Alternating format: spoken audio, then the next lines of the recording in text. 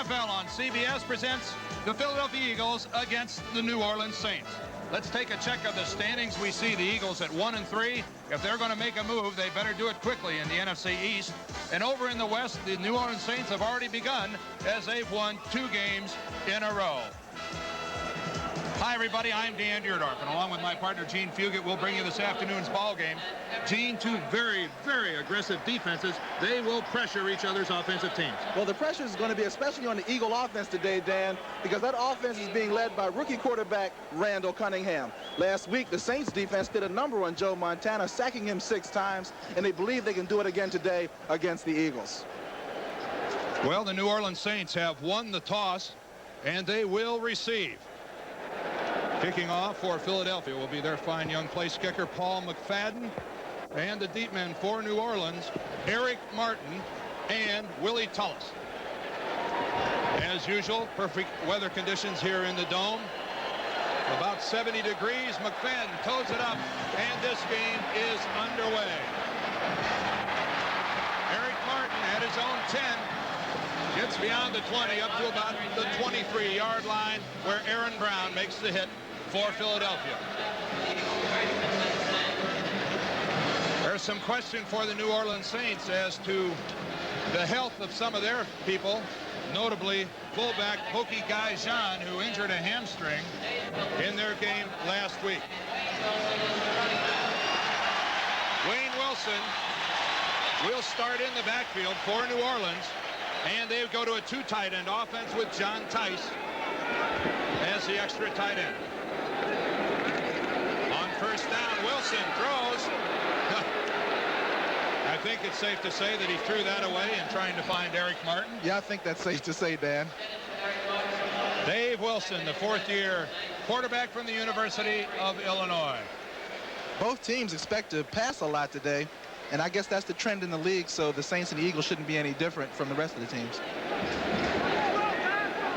Second down, 10 yards to go. Wilson sets his offense and drops the throw. He's got time, goes downfield. He's got a receiver. Did he have control of the ball? No, he did not. Went for number 88, Eugene Goodlow. Eugene Goodlow, usually a very sure-handed receiver, had a difficult time bringing it in, and I think one reason he had such a difficult time was because of the Eagle defense. You know, that pass defense in the secondary, they are known for hitting. Number 48, Wes Hopkins, was there on that play, and he helped break it up. Wes Hopkins with the good coverage on Eugene Goodlow. The throw from Wilson was right there, but an incompletion brings up 3rd and 10. 3 wide receivers in the Saint lineup, and Wilson to throw. Flares it out to Wilson. He tries to put on a move, but absolutely nothing going. Andre Waters came up with the coverage, and it's a punting situation for the Saints. Well, the Eagle defense, especially on passing situations, they love to keep that play in front of them. That time they dropped deep, didn't give Wilson anything deep, and all he had was that flare to Wayne Wilson, who had a great game last week running the ball against the 49ers. That he did, over 100 yards. The NFC's best punter last year, Brian Hansen, will kick for New Orleans. Evan Cooper, the lone deep man for the Eagles. Hansen, a rifle shot. Drives Evans back. Good special teams coverage that time. Cooper didn't have much going, only picked up 7 after a 50-yard kick. Gary Cobb, the newcomer from Detroit, made the hit. Here's the Eagles offensively. They'll start with rookie Randall Cunningham at quarterback. Ernest Jackson in the 1-back offense. Mike Quick, Kenny Jackson, the wideouts, and Michael Haddix will be their movement tight end. The offensive line, Reeves, Kenny, Dennard, Baker, and Mitchell, and the very talented John Spagnola at tight end. Randall Cunningham hands off to Ernest Jackson, who goes over the left side for some positive yardage. Defensively for New Orleans, they go with the 3-man line. Bruce Clark, Tony Elliott, and Jim Wilkes get the call up front. And this is an aggressive linebacking core. Ricky Jackson, Glenn Redd, Scott Pallure, and Whitney Paul, they fly to the football. And in the secondary, on the corners, Weimer and Poe, and Terry Hogue and Frank Waddlett form the safety combination. Let's Let's make it 2nd down, 7 yards to go. Again, Jackson, he fumbles. He fumbles, and the Saints have the recovery.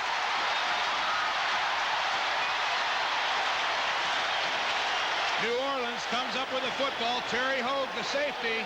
The game's first break, and New Orleans gets the ball in Eagle territory.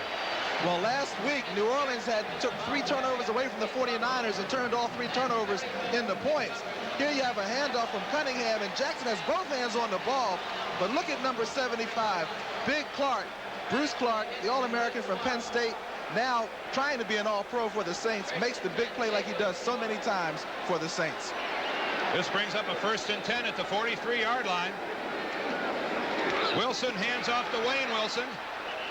And he gets to the 40-yard line. Let's take a look at New Orleans offensively now that they've decided who's going to play and who's not. Dave Wilson starts at quarterback with Wayne Wilson, the setback. Wide receivers, Eric Martin, Eugene Goodlow, and John Tice, Hobie Brenner. LaFari, Perot, Hilgenberg, Williams, and Brock form the offensive line. When Wilson's in the backfield, look for the Saints to pass. 2nd down, 7 yards to go. Wilson with a short drop, and he's going to run. He hook slides in, and you saw the flag go flying. The umpire threw the flag, and more times than not, that's holding on the offense. And that is the call. So New Orleans, with the game's first break, getting the Ernest Jackson fumble, now commits the game's first penalty as they'll get marched back. Gordon McCarter. Holding, number 61, offense. 10-yard penalty, repeat 2nd down. Joel Hilgenberg, the center for the Saints, got caught with the arms out. 3-man line again for Philadelphia. Reggie White, Ken Clark, and Greg Brown. White last week with 3 sacks. Wilkes, Reichenbach, Griggs, and Cobb. The linebacking core. Foul starting today for the injured Roynell Young. Herman Edwards at the other corner. And it's Ellis and Hopkins at the safeties. 2nd down, 17 yards to go. Wilson under pressure. Hobie Brenner. Hobie Brenner, the tight end, picks up what appears to be a New Orleans 1st down. Well, that's a real turnaround. Usually with 2nd and long, it's such a difficult call to make. The Eagles have a blitz on. There you see number 50 coming right up the middle and hitting Wilson. But that leaves Hobie Brenner open over the middle, and Brenner tucks it away and goes down and makes a big 1st down. Let's credit Brenner with 18 yards on the reception. That was Gary Cobb who came on the delayed blitz. Put some pressure on Wilson, but Dave stayed in there and threw the strike to Brenner. From the 32-yard line, 1st down. Handoff to Wayne Wilson. Can he get outside? The Eagles with the good pursuit. Wes Hopkins coming up and driving Wayne Wilson out of bounds. Gary Cobb with an assist. Not much going that time. Well, Dan, like many teams in the NFL, the Saints like to use that one-back offense quite a bit. You know, usually they'll have Earl Campbell in on a running situation. In a passing situation, they like to go with Wayne Wilson, who's a much better receiver coming out of the backfield. That time they hoped to go up the middle with Tice on a trap play, but it didn't work, and they had to go outside. If Gaijan would have been healthy, it would have been Gaijan and Campbell. But when they go one back, they like it to be Wayne Wilson. Dave Wilson this time has an open receiver. That's Eric Martin. Eric Martin, not going out of bounds, made the good move, and he picks up another New Orleans 1st down. Number 84, Eric Martin, is really a favorite here. 7th-round draft choice from LSU. Here you see him working one-on-one with an out pattern, and with that much cushion, it doesn't take much of a move. Number 29, Albert Fowles, is replacing the injured Roynell Young, and he'll have to get up a little tighter if he's going to prevent that kind of pass completion. Albert Fowles completely out of the picture. That's an indication as to the size of that cushion. Eric Martin, his 11th catch of the season. A promising rookie for New Orleans. Again, Wilson to throw. Incomplete. He was pressured that time. Brown came in. Joe Drake also in there putting on the hit. And the New Orleans fans thought there should have been some interference. Eric Martin working against Herman Edwards. Well, watch Herman Edwards. In years past, they would have called this a pass interference because anytime near that end zone, when the defensive player hits that offensive receiver and the ball's in the air, last year it's an automatic flag. This year they're letting the defense get a lot closer on that, and that's why there was no call. By where the ball came in and landed, you have to wonder if Eric Martin would have been able to get to that football. Second down from the 13. Again, Wilson throws to the end zone, and what a defensive play that time by Albert Fowles. Boy, did he come up and make a fine play, Gene. Well, you can't go back too many times. You know, they just beat him a couple of plays ago in that same pattern, and I guess he's seen it before. Here comes Martin. He's a rookie, and he runs the pattern the same way. And Fowles, who played almost the entire season last year replacing Roynell Young, is up to it with a great defensive stop. You know, that guy's on the island out there, and when he gets beat like he did 2 plays earlier when he wasn't even in the picture, he looks horrible. But there he made a great play. Roynell Young, injured last week in that game against the Giants, does not start today. The blitz is on, and down goes Wilson. Wes Hopkins on the safety blitz, got in. The Eagles safeties, Ellis and Hopkins, as a pair, I believe they may be the 2 best safeties in the league, Dan. They can play pass, they can play run, and they can blitz. Here, getting close to the end zone, Wilson has to be alert for that, but they just could not pick it up. And I think, Dan, it might have been because of that inexperienced offensive line of the Saints. They had 3 injuries 2 weeks ago, and they have 3 new starters. They certainly do. Perot, Hilgenberg, and Williams, the 2 guards in the center, are newcomers. Well, now Morton Anderson will attempt to get the Saints on the board as he tries a 40-yarder. He gets good foot into it, and it's right there. New Orleans, with Morton Anderson on a 40-yard field goal, has taken the lead. Well, can the Eagles get it going offensively? We'll find out. An Ernest Jackson fumble has become a 3-point lead for the New Orleans Saints as Morton Anderson kicked a 40-yarder to put his club out front, and he'll now kick off.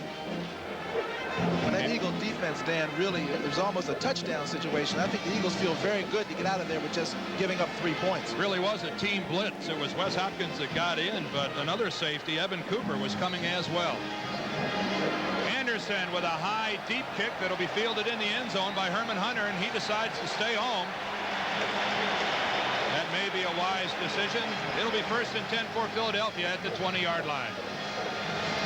Well, next Saturday, CBS Sports College Football will bring you a bitter rivalry between the Michigan Wolverines, undefeated, beating Wisconsin 33-6 yesterday, against the Michigan State Spartans up in East Lansing. That game live at 2:30 Eastern Time.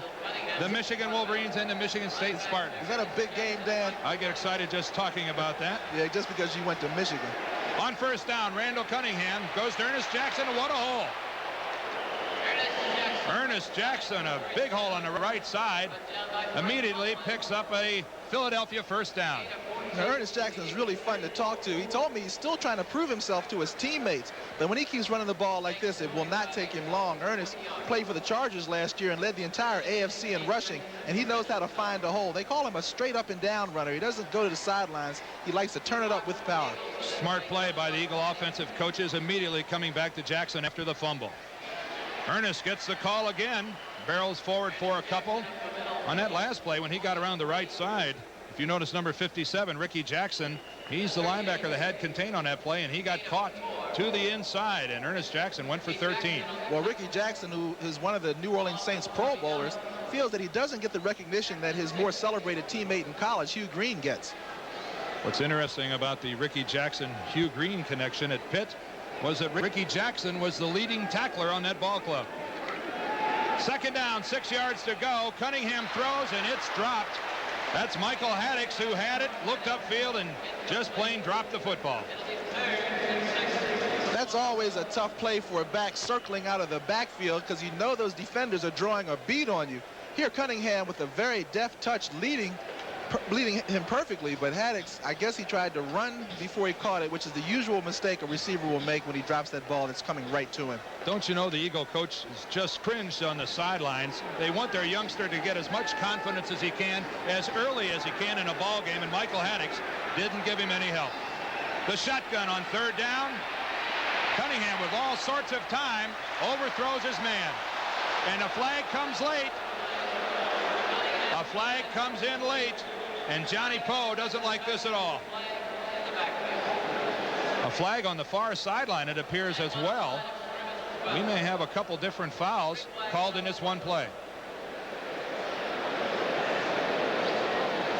Holding against New Orleans, so that'll bring up an automatic first down for Philadelphia. So Haddix dropped the ball, but Cunningham here gets a break. Well, New Orleans Holding 2 players on the defense, both number 25 and 26. 5-yard penalty, automatic first down. I guess that's 2 for the price of 1, Dan. Well, we'll take a look at Poe holding. You know, the defense came out to play tough, and they're playing that tough position up close, and they have 5 yards where they can jam the receiver.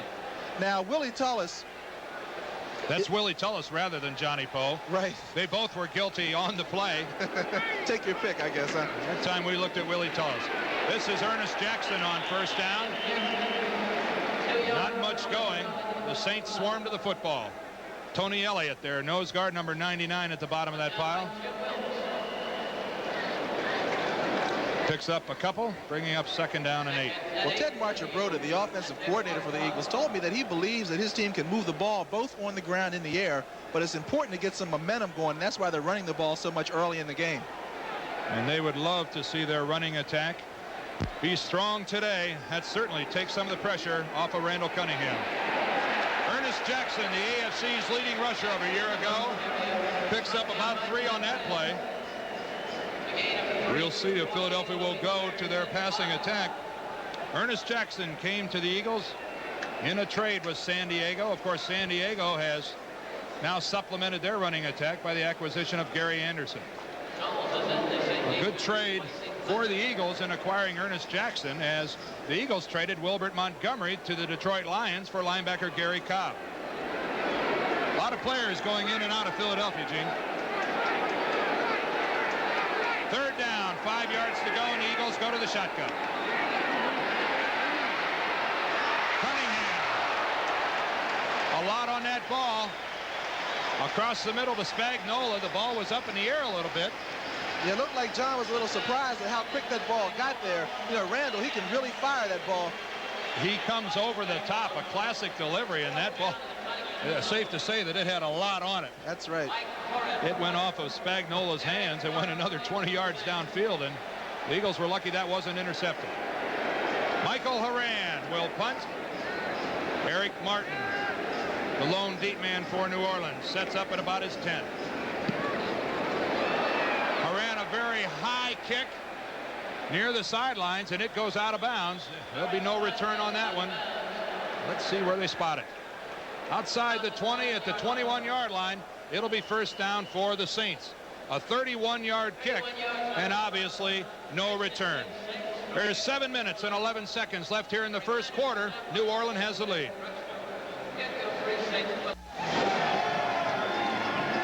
New Orleans will open up offensively at their own 21-yard line. Let's see what's going on around the National Football League. Get a couple of scores here for you. Detroit's leading Green Bay. Yeah, 7-0 in that one, Dan. Buffalo out in front of Indianapolis 7-0 in the first quarter. Greg Bell had an 18-yard run. Glad his knee wasn't hurt as bad as we thought it might have been. And as you saw, Cleveland out in front. On first down, flags go flying, and this play's going nowhere. A dead play as the whistle blew before the snap of the football. Dan, if the Eagles are going to be successful, they have to work with field position. Left side offensive line. You know, field position is so important to the Eagle team. And as well as their defense is playing, if they can keep decent field position, they think with Paul McFadden, who's an excellent field goal kicker, that they can win just on field goals, although, of course, they'd like to get some touchdowns in there. Well, we're seeing a good matchup of field goal kickers here today. Anderson for New Orleans and McFadden for Philadelphia. Miami leading Pittsburgh 7-0 over in the AFC. That's a first quarter score. Well, the 5-yard penalty makes it 1st and 15. And Dave Wilson hands off to Wayne Wilson. And he's hit immediately by Anthony Griggs. And another flag is down. Now the Saints having difficulty moving out of their own end of the field. And this looks like another 10 yards. You know, that Eagle defense, they'll drive the ball just as far as that Eagle offense. I mean, they've picked up 5 yards on the first play. Now with another holding penalty, they're picking up another 10 yards. You're seeing a defensive drive, Dan. Well, the Eagles have only allowed 60 points in their 4 games. At 15-yard a clip average, that'll win you some football. Holding, number 71, offense, half the distance penalty, first down. Well, that's Petey Perot, who's having to fill in. Unbelievably, the Saints lost Kelvin Clark, Brad Edelman, and Steve Court, the entire interior of their offensive line within 17 plays. All 3 of those fellas went out in a game against Tampa Bay earlier in the season, and what a crushing blow that can be for an offensive line. I've never seen anything like that. 1st and 23. Not much going there. New Orleans hands the ball off to Wayne Wilson, and he's got nowhere Reggie White. That Saint offensive line is really going to be challenged today because head coach Marion Campbell of the Eagles, I mean, he is known for turning out outstanding defensive linemen. There's an injured player on the field, Dan. One of the Eagles is down, and that is Reggie White, the defensive lineman who made that tackle, and he is injured on the play. 6:35. We're still in the first quarter. New Orleans is out in front. There you see number 91, Reggie White, and this is the play he got injured on. He made a great play jumping on a guy's back, but as he comes over, he falls down and looks like maybe one of his teammates, 51, Keith Wilkes, might have hit him in the ribs. Dave Wilson goes downfield, and he completes it to Eric Martin. Dave Wilson on 2nd down finds his rookie receiver, Eric Martin, for the completion. Well, number 29 for the Eagles, Albert Fowles, clearly will be tested today. Here he is again matched up one-on-one with number 84 of the Saints, Eric Martin. Martin again running that same out pattern. As he comes down, he looks in, cuts out, good hands, but Fowles is giving him too much cushion. The one that Fowles broke up, he was close to the end zone, so he didn't have room to give him the cushion. Now that he's giving him the cushion again, the Saints are taking advantage of it. It's 3rd and 4. New Orleans for the first down, throws the ball downfield, and once again, that's Eric Martin. Eric Martin with the reception moves the sticks for New Orleans. Well, I guess Dave Wilson is finally feeling good. You know, so many games he's had this season where he started off poorly, but this time he's starting off very hot. You got 2 receivers out there, and a lot of times the defensive backs can get picked off or confused. This time, you can see that with 2 receivers in the area, it looks like it might have even been a mistake, Dan. You very seldom see that many those 2 guys that close together. If it was a mistake, it worked out very well for New Orleans, and on first down, it's Wayne Wilson with the carry. Against Denver. There's a look at Reggie, and I guess he's feeling better. But Reggie, what a week he had last week, James. Oh, yeah, he had a great week last week. Coming in his first game with the Eagles, he had 3 sacks, and he tipped the pass that caused the interception that allowed Herman Edwards to run in for a touchdown. It's one heck of a start, a tough act to follow. To be sure. Reggie left the field under his own power, and it looks like he'll be back. 4 yards on that first down carry, and it brings up 2nd and 6. Wilson airs it out. Again going for Martin, but that pass out of bounds. Well, that was a good call by the Saints that time, Dan, because they've been going to the right, going to the right, going to the right with success. And what happens usually, the defense will compensate to that side, leaving one-on-one coverage to the other side. And that time Wilson tried to probe it, but Wes Hopkins was back there, a good free safety. Yeah, they were there. Wes Hopkins along with Herman Edwards. The good coverage on Martin, and Wilson wisely threw the ball out of bounds. So you see Dave, 5 of 10. It's 3rd and 6 from their own 44. With good time across the middle, and here comes the flag. That was Hobie Brenner, the tight end. He's hit, and the flag comes out of the secondary. Anytime you're running a pass in the middle, Dan, you can expect contact. Well, there it works against Philadelphia. Too aggressive in the secondary. The hit from behind against Hobie Brenner. We'll get the call from the referee, Gordon McCarter. Maybe. Illegal use of hands, number 21 defense. 5-yard penalty, automatic first down. Evan Cooper. Well, that was on Evan Cooper, Dan. In passing situations, the Eagles will come in with as many in the past as 8 defensive backs. Now with Roynell Young being hurt, they'll come in with 7. Here they have many defensive backs. You see in the middle of your screen what happened, and there was contact, a good call. That one easy to call. Evan Cooper all over Hobie Brenner. A first down for New Orleans, and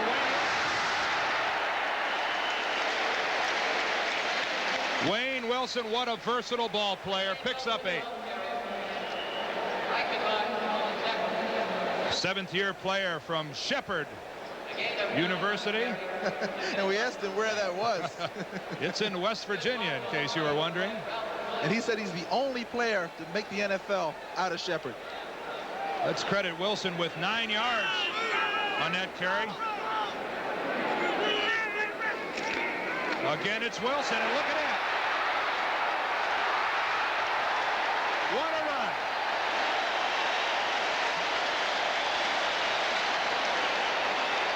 Wayne Wilson with all the room in the world to the outside. Well, they've been using that formation to pass the entire first quarter, and now all of a sudden they've gone to their other weapon. Wilson to Wilson. It certainly worked out last week as the Saints upset the 49ers 20-17 at Candlestick. Another Saint first down. Wilson to throw.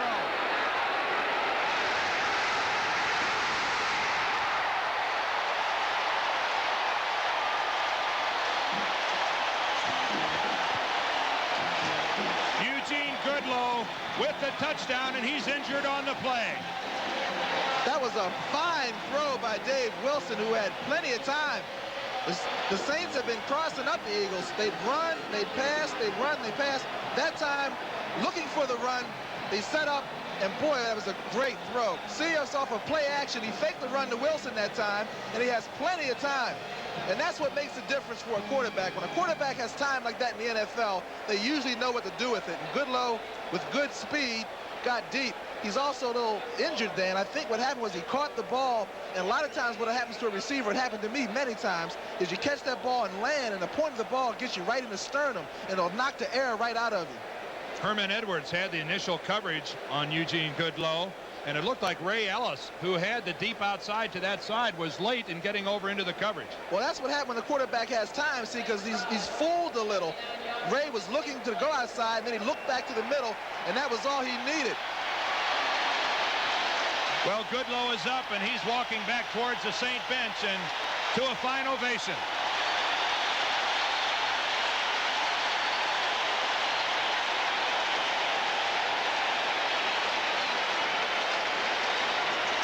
Goodlow with his second touchdown catch of the year has given the Saints a 9-0 lead, and Morton Anderson will try the extra point. It's right down the middle, and New Orleans on the verge of taking command of this football game. 3:26 left in the first quarter. The Saints out front. Well, the Saints are picking up where they left off last week. An 8-play drive, 79 yards. The big play, Dave Wilson to Eugene Goodlow. Goodlow, who was injured on that touchdown, but usually on a touchdown you want to get up and spike that ball. Morton Anderson kicks off a high kick that makes it to the Eagle goal line, and Herman Hunter brings it out. And he doesn't make it. He gets out near the 15-yard line. Well, the last thing that Coach Campbell of the Eagles wanted was for the Saints to get off to a fast start, because the fans here are so starved for a winner. The Saints have never been to a playoff. Last week they beat the 49ers, the champions, and they think they have a team that might go to the playoffs now. Next week is a CBS doubleheader. The first game in your area might be St. Louis against Philadelphia. The Giants in Cincinnati or Detroit and Washington, 12:30 Eastern. And then the second game, Atlanta and Seattle. New Orleans against the Rams and the 49ers and the Bears. Check your local listings for the game time. On first down, Cunningham. He keeps it.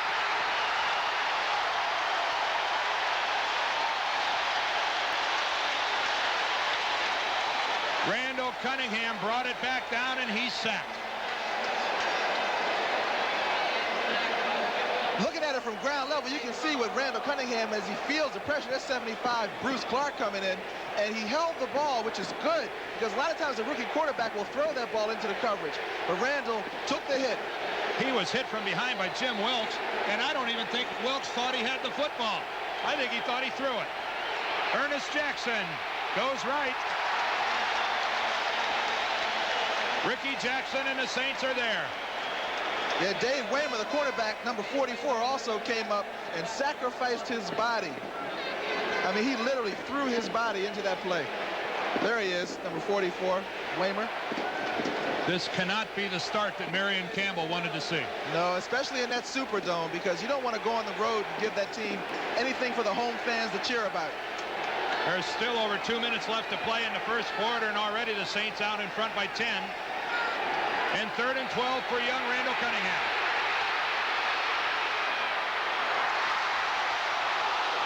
Here comes a flag. He was going for Kenny Jackson, and out comes the flag. You have to wonder, with the bad ankle in weeks previous to this, if Cunningham wouldn't have taken off. Number 25 defense, automatic 1st and 10. You know, Dan, that's funny. I was thinking the same thing. I was wondering whether it's because his ankle is a little sore, because that left ankle was sprained last week, or is he getting experience now because he came up and he had plenty of time once he got through that initial rush. Kenny Jackson was open and he delivered a fine pass. Johnny Poe, another penalty for New Orleans. And on 1st down, this time it's number 36. That's Herman Hunter taking off with the football, and he tries the right side, but Ricky Jackson. Well, Ricky is tough with that point of attack. You know, he likes to blitz, but he says he also likes to play that run right at him. Here you see now on a tight end, he wants to control that tight end, but not go down too far because the back is coming at him. He got knocked back a little bit, but boy, he's tough. He fought off the block of Major Everett, 3rd-year player for the Eagles, and Ricky Jackson, one of the very best at the outside linebacker position. Cunningham, he's under pressure, but gets it away to Hunter. And how about that? Bruce Clark coming all the way across. Well, I told you how Ricky Jackson likes to blitz, and he helped set that play up that time, because 57 Jackson comes flying in from your left side. Watch 75 in the middle of your screen. They had a game on, and he's over there to fight through that wall of blockers for the screen and make the big tackle. 75, Bruce Clark. Bruce, who spent a couple of years in Canada, that time made the play, but after the pressure by Ricky Jackson, who's already got 5 sacks on the year, and Randall Cunningham having a shaky start. Shotgun on 3rd down. He's going, and it's intercepted. That's Dave Weimer. He fumbles. And it's picked up by the Saints. When it rains, it pours. Frank Waddle recovered the Dave Weimer fumble.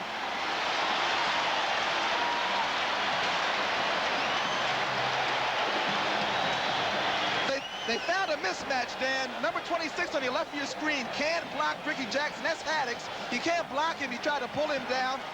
Cunningham felt the pressure, rushed the pass, incomplete. And now Weimer knows what to do with it, except he forgets to put it away. Mike Quick got a hand on the ball, but it deflected to Weimer, who then fumbled, and Frank Waddle alertly made the recovery, and the Saints deep in Eagle territory. Wayne Wilson, the lone setback, gets the ball. He picks up maybe a yard, and here comes a flag. I think it's on the tight end. This is going to go against New Orleans. John Tice was out there trying to block Reggie Wilkes, and Wilkes is tough to hook. You know, a tight end has a play called a hook block where he tries to get that linebacker and keep him from going outside so the sweep can get out there. And that time, that was the play that was called. And Wilkes, I used to block Wilkes when I was playing, Dan, and he's a tough linebacker to hook. But the key is not to put out the hooks. Holding, number 82 offense, repeat 1st down. Well, Well, I don't called know it about putting correctly. them out. It's knowing when to pull them in, because you got to hook them a little. Well, you spotted that one. John Tice moves his Saints back 10 yards and brings up a 1st and 20.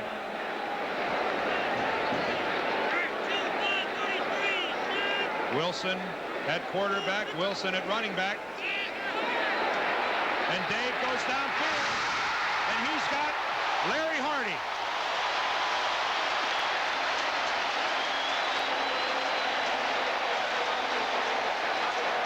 Well, Dan, it used to be my favorite situation, a tight end being covered by a linebacker. Here you see Larry Hardy's going to come across the middle, and number 58, Anthony Griggs, is trying to cover him, and there he is, but he doesn't have a chance. That was the last play of the first quarter. Larry Hardy on the catch for the Saints has them very deep in Eagle territory. It's 10-0 in favor of New Orleans, and they threaten to open it up. The first play of the second quarter finds New Orleans 1st and goal at the Eagle 7-yard line. How's this for setting your offense? Wilson sends Hardy back to the wing. A ragged play for New Orleans. Wayne Wilson gets the football, but I think they're lucky to pick up a couple. I guess you can get a little confused. You need a lot for the first. Right, you know, sometimes you don't know the difference. But the Saints have got to be excited. Boy, 10-0 lead this early in the game. It's Bum Phillips talking with his offensive line coach, Carl Mock, former center for the Oilers for Bum for a number of years. The singing center, I might The add. singing center. Well, he'll be singing the praises of his offense if they can get a touchdown. It's 2nd and goal at the 5. Wilson to Wilson. He threw to Wayne Wilson, but they're going to call that an incomplete pass. Well, the yards sure get tough to come by the closer you get to the end zone, especially against this tough Eagle defense. Here you see from the backside, pressure on Wilson, but he still gets the pass out, but it's dropped. Number 24, Ellis, was coming in on a safety blitz. You know, Dan, in the first quarter, the Eagles only had a -9 yards passing. Now we know why they're last in the league. But New Orleans had a whopping 142 yards of total offense, and they're still moving. The Eagles dead last in the NFL with their passing attack, and they're not off to a good start by any stretch of the imagination. 3rd and goal. Wilson pumps once.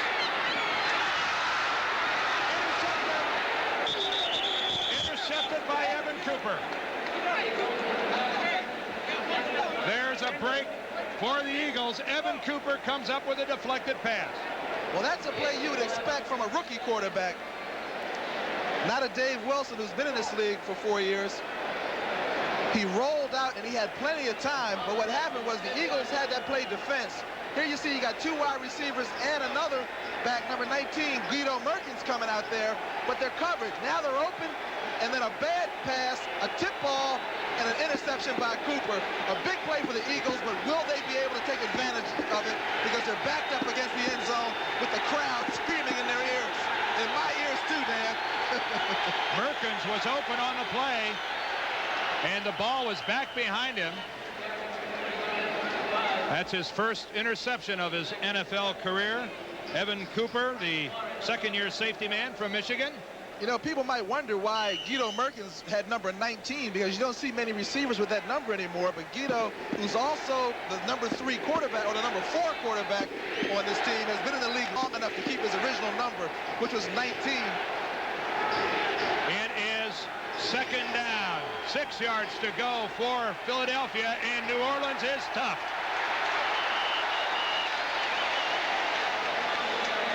New Orleans playing tough defense, and Philadelphia a long way to go. Well, I'm sure when Cunningham and the Eagle offense went out there, the coach told them to try to get that ball past the 20. Don't worry about going 99 yards and scoring a touchdown. It's only 10-0. We're still in this game, but let's get that ball out so we can kick it past the 50. Some first downs right now, more important for the Eagles. 3rd and 4. Cunningham's going to throw. Across the middle, an incompletion, and Philadelphia is going to have to punt. Mike Quick, the intended receiver. And this is just not going Philadelphia's way at the moment.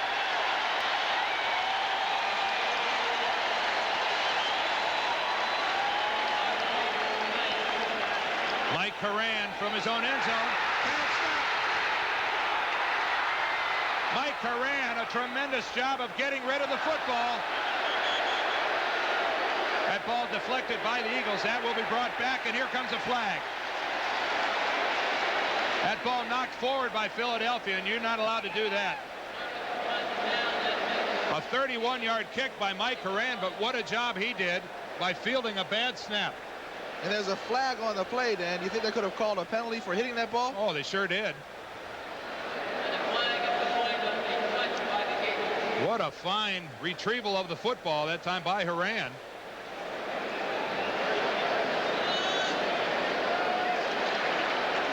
Well, we're going to get this call going against Philadelphia. Yeah, I think what happened was, Dan, because the punt didn't get off on the normal timing, that the lineman released to go downfield to cover. And as you know, the interior lineman can't go downfield to cover it until after the kick. Illegal batting of the punted ball during the kick by a member of the kicking team. Penalty declined. First down the other way. Boy, Dan, is that the illegal batting signal when the referee goes two hands on the shoulders? Yeah. They got so many signals I can't keep them. A hand to the top of the head is the illegal receiver downfield. Well, I knew it was the hand going up. Number 20 is Andre Waters as he advanced the football, but it'll be 1st and 10 for New Orleans, and they're already up by 10. A key element to a good punt is getting a good snap. Here, Horan did not get a good snap, but he's a good athlete. He comes up with it. It could have been a safety if that ball had gone out of the end zone. A fine play by Horan, but New Orleans on 1st down. Tyrone Anthony. Tyrone Anthony around the left side. Substantial yardage. Let's give him about 7 on the play.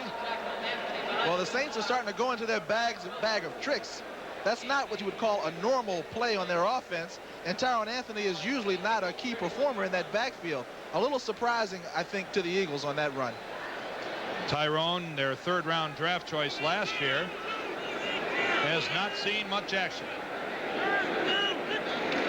This is Wayne Wilson, and he darts up and he picks up the 1st down.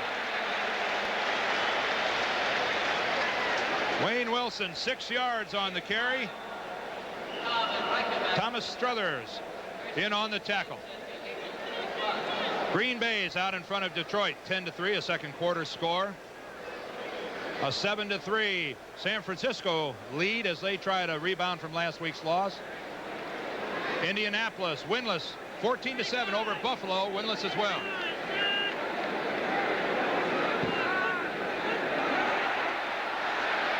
Flags down.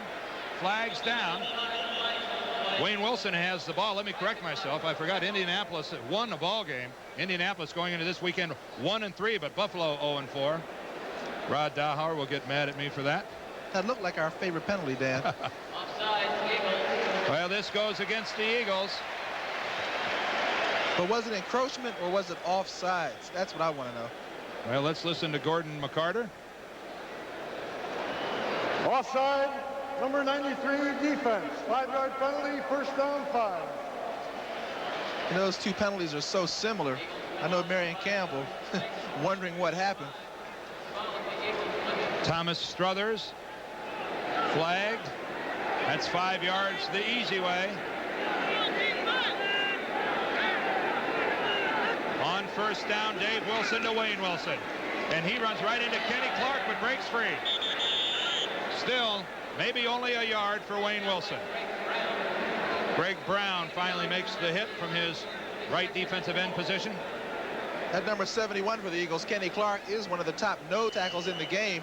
And if you can't control that nose tackle, you're going to have a tough time running the ball.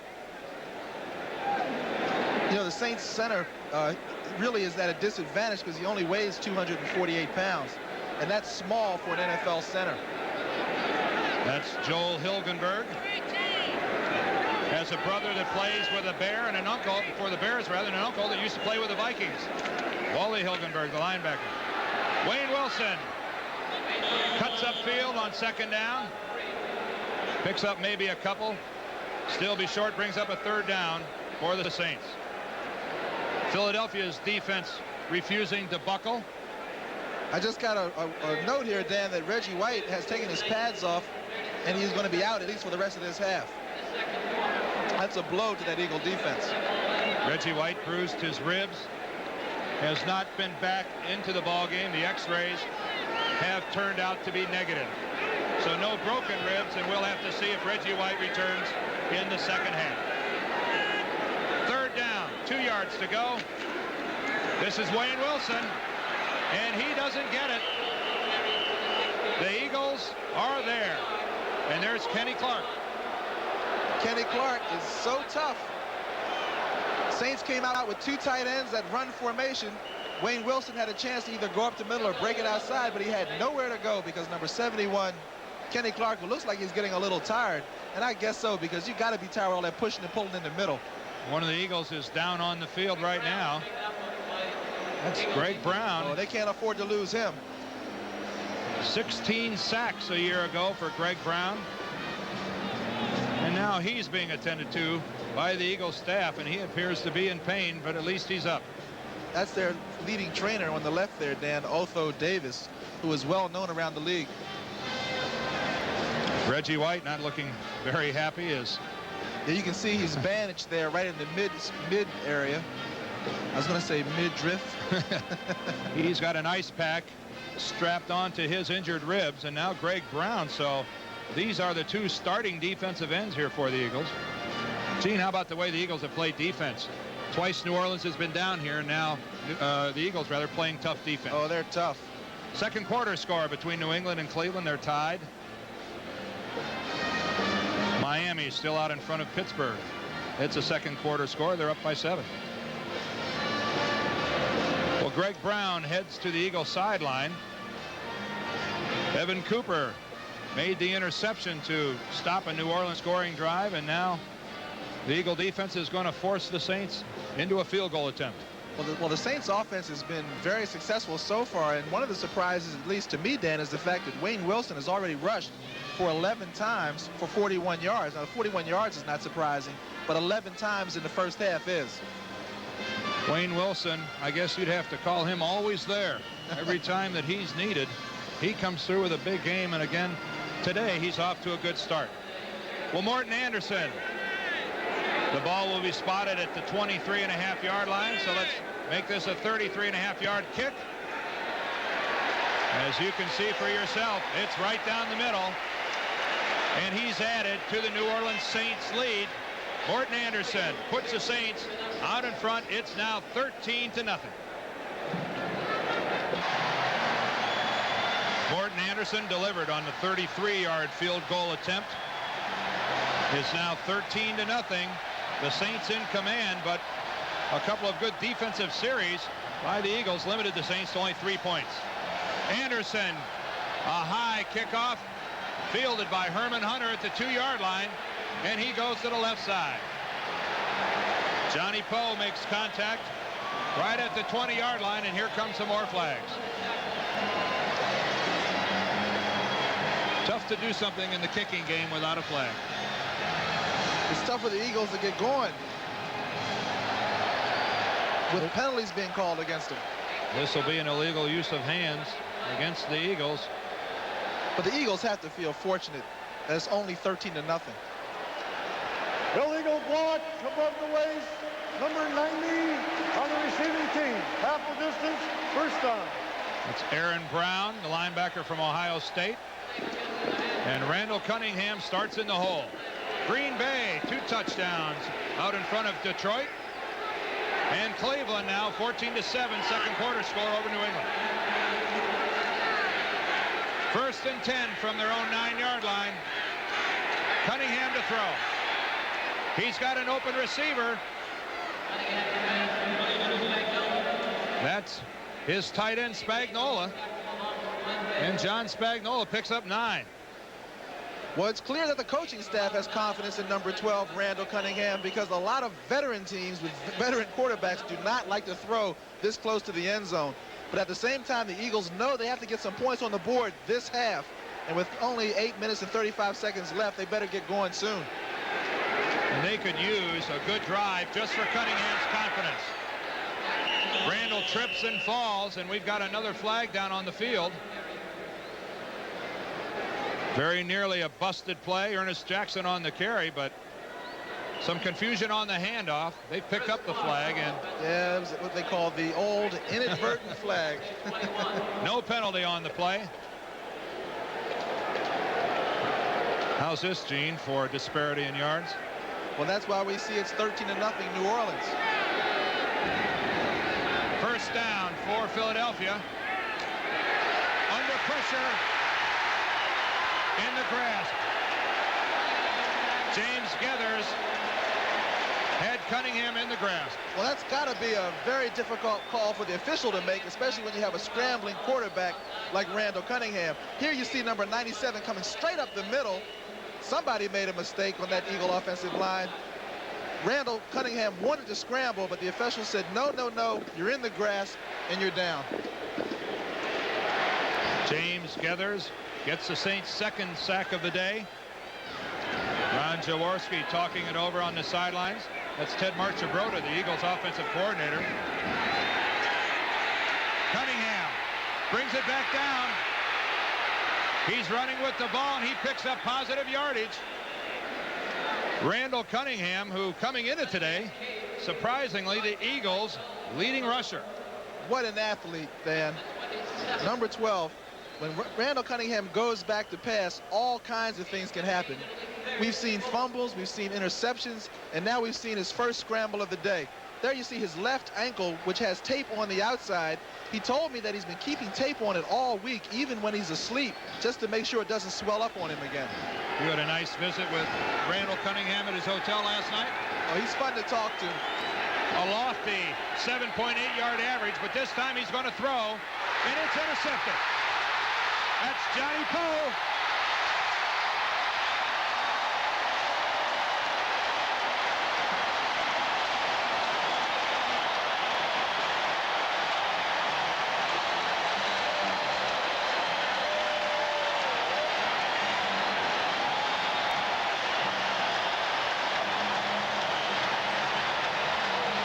Johnny Poe, with his first interception of the year, takes it in for the score. And the Saints here in the second quarter blowing this game wide open. Well, the Eagles look like they were just about to put something together on that drive. They make a first down, and all of a sudden, boom, 6 points the other way. Morton Anderson delivers. Morton Anderson's extra point makes it 20-0 in favor of the Saints. There you see Poe on the screen. He's backpedaling. There's an out pattern being run there by Greg Garrity, but the ball was overthrown. Poe comes in and makes the interception, and that has to be a defensive back's dream, to make that interception, run it back for a touchdown, and to get a chance to spike the ball. But he's cool. He's cool. The new fake spike that time by Johnny Poe. There's Cunningham. He comes out and he looks to his left right away, which lets Poe know that the ball's coming in that direction. A poor throw that time, and Poe does the rest. You know, one factor that may be overlooked is the fact that Cunningham's throws may be off because of a bad ankle. Well, we'll get a chance to talk about this, and you may very well be right with that, and we'll get a chance to talk the next time the Eagles come out to set up offensively after this kickoff. Hey, if you're Marion Campbell, how long do you go with Cunningham? How long do you expose him to this before you run the risk of really damaging a fine player? Damaging him physically and damaging him mentally, because, you know, once you get down, it's so hard to come back and be confident again. He's got Ron Jaworski on the sidelines. Marion Campbell, the Eagle head coach, and you know that has to be going through his mind. Randall Cunningham, their second-round draft choice, is really under some early heat. 6:34 left in the second quarter, and Ron Jaworski, he's got his helmet, Dan. Looks like he's ready to play, and he may come in. Anderson with a deep kickoff. Herman Hunter says, I'll stay here, and we'll start at the 20. And here comes Ron Jaworski.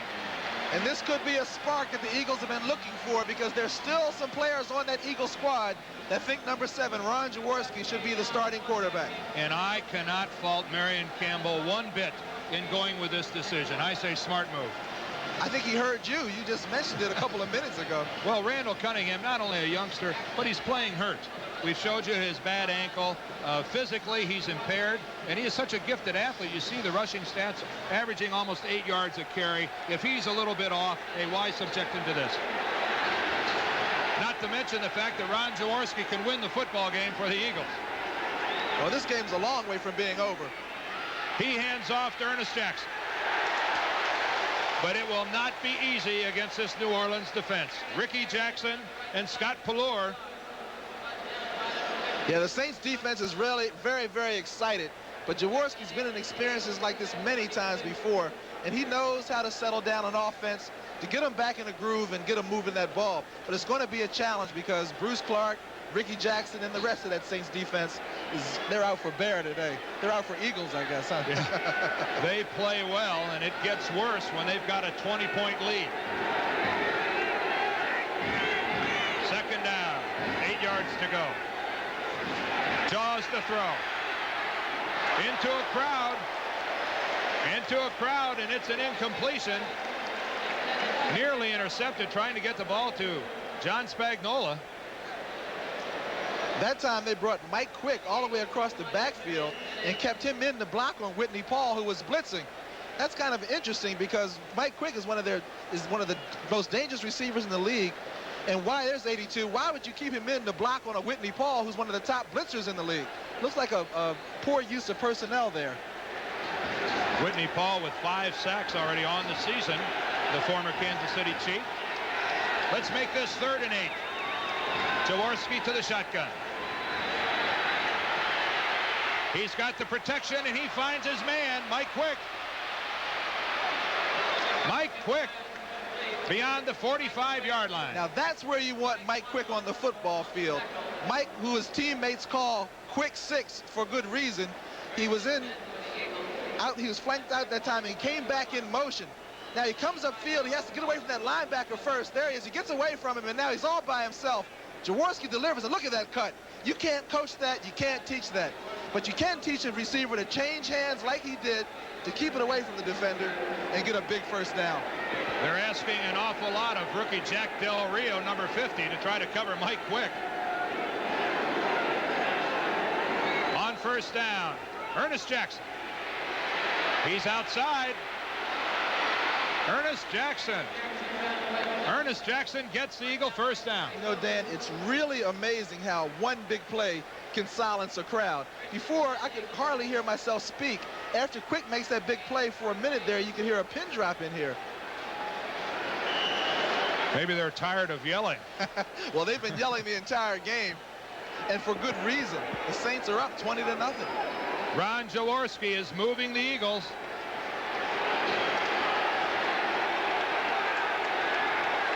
As he has done many times before. On first down. Again to Quick. Again to Mike Quick. And Ron Jaworski has sparked the Eagles offensively. As a receiver, I always like to play against a team that played zone all the time, because once you get behind those linebackers, you got some room to work. Here's Quick coming upfield again on Poe. They're in a zone. That's why Poe let him go. Now, if they were man-to-man, Poe would have followed him. But it's a zone, and Poe let him go to the next man, but the ball came before he got to the next man. That's what you call getting into the seam of the zone. Terry Hogue on the tackle. Quick's catch, though, close enough for a measurement. And it is an Eagle first down. You know, the Eagles are a very close-knit team, and this week I was told that Jaworski told the defense, hey, guys, let's hold them to 2. And they said 2 points or 2 touchdowns. The Eagles have only scored 1 offensive touchdown in 4 ball games. As hard as that is to believe, they've only scored 2 as a team, and of course one of those belongs to Herman Edwards. First down and 10. Again, Jaworski to throw. Another completion to Spagnola, and he's driven out of bounds. And that's going to be very close to the first down, and it may be a first down again for the Eagles. That's a good point you raised, Dan, about the fact that the Eagle offense has only scored one touchdown. And if you look at the players at the so-called skilled positions, you really have to sort of scratch your head in wonderment. I mean, with Mike Quick, Kenny Jackson, Ernest Jackson, you feel you're going to score a lot of points. But so far, that has yet to be the case. They do have quality in the receiving positions. Of course, Ernest Jackson, the AFC's leading rusher a year ago, so the talent is there. From the 17, first down. Handoff to Jackson. And some more positive room inside. That's what we mean about Ernest Jackson being a straight up and down runner. A lot of backs would have taken that ball and bumped to the outside, feeling that pressure, but not Ernest. He just puts his head down, bulls his neck, and runs that ball up the middle. Boy, he's tough. He is that. He picks up 4 yards on that carry. Ernest Jackson with the fumble early in the ball game.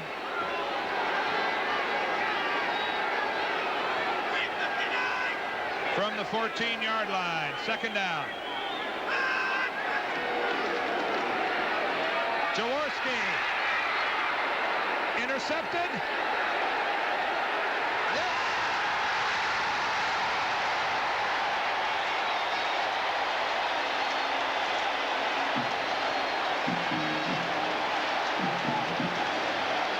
Jaworski doesn't believe it. He audibled at the line of scrimmage. He saw a blitz coming. He threw the ball up for grabs, and the wrong man came down with it. Dave Weimer with a tremendous effort coming up with the football, and Dave Weimer saves the Saints. There was a blitz coming, and he saw it. Here comes the blitz. You see it on your screen, and there's Haddix, number 26, blocking Ricky Jackson. But Jaworski, the veteran that he is, saw that play, and he called a quick up. And there you see Kenny Jackson going up. The ball's in the air, and Weimer doesn't even know it's coming. But he puts his arm in there and rips it away from him. Boy, what an interception. A fine effort by Dave Weimer. 3:09 left. It's 20-0 Saints. Dave Weimer with just a fine individual effort gets his second interception of the year. I talked to Weimer right before the game. He said, Gene, we're going to get this one. I'm ready. We need it. Remarkable that he came down with that football. Looked like Kenny Jackson might have had a touchdown. Yeah, Jaworski still steamed over that, too. On first down. Flags go flying. Because a lot of times, Dan, they'll call that a tie, and the tie goes to the offensive receiver. Because at one moment, it appeared that both people had the ball. Full start, offense. Well, Gordon not in a mood to narrow it down. Next week, it's a doubleheader here on CBS. The early game, St. Louis will be at Philadelphia. That game turned around because of the baseball Cardinals in the playoffs. The Giants visit Cincinnati, and the Lions go to RFK. 12:30 Eastern time, those early games. And then in the late game, Atlanta goes to Seattle. New Orleans visits the Rams, and the 4-0 Bears play the 49ers at Candlestick. Let's make this 1st and 15, and that's Wayne Wilson. Wayne Wilson off the right side, and we'll be under 3 minutes left in the first half. I would think that the Saints would be happy to just put together a couple of first downs and take this lead to the locker room. Oh, to be sure.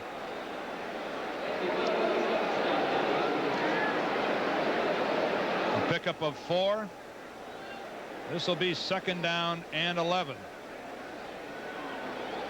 A big crowd here in the Superdome at New Orleans is enjoying what they've seen.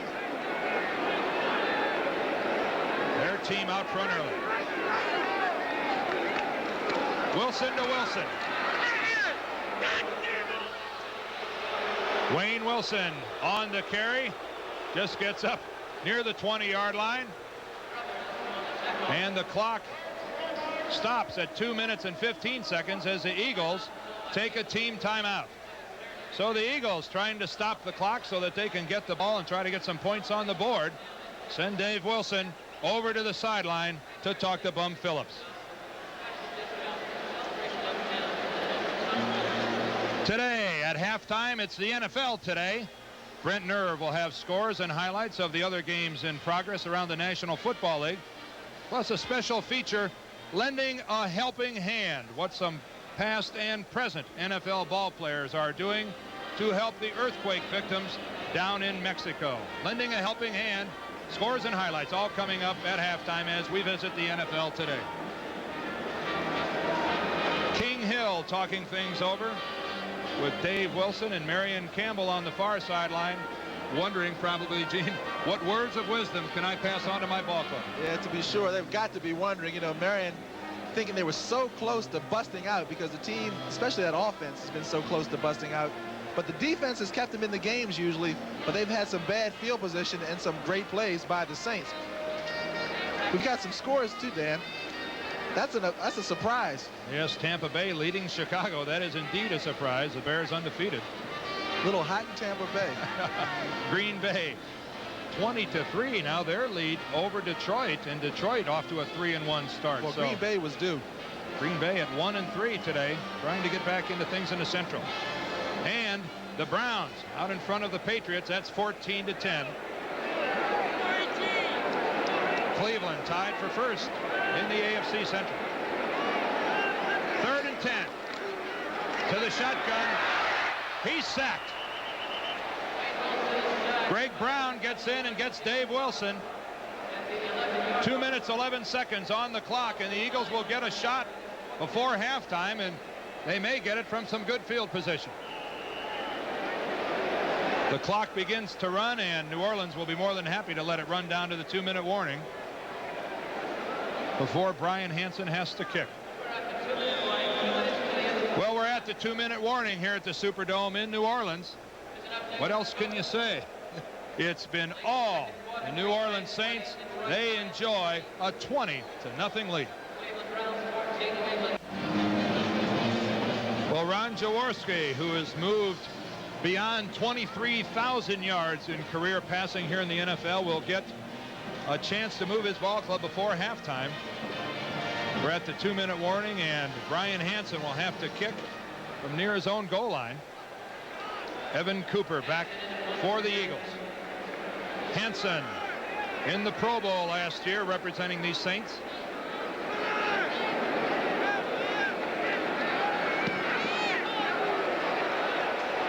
This ball doesn't quite turn over, but it's fielded by Cooper.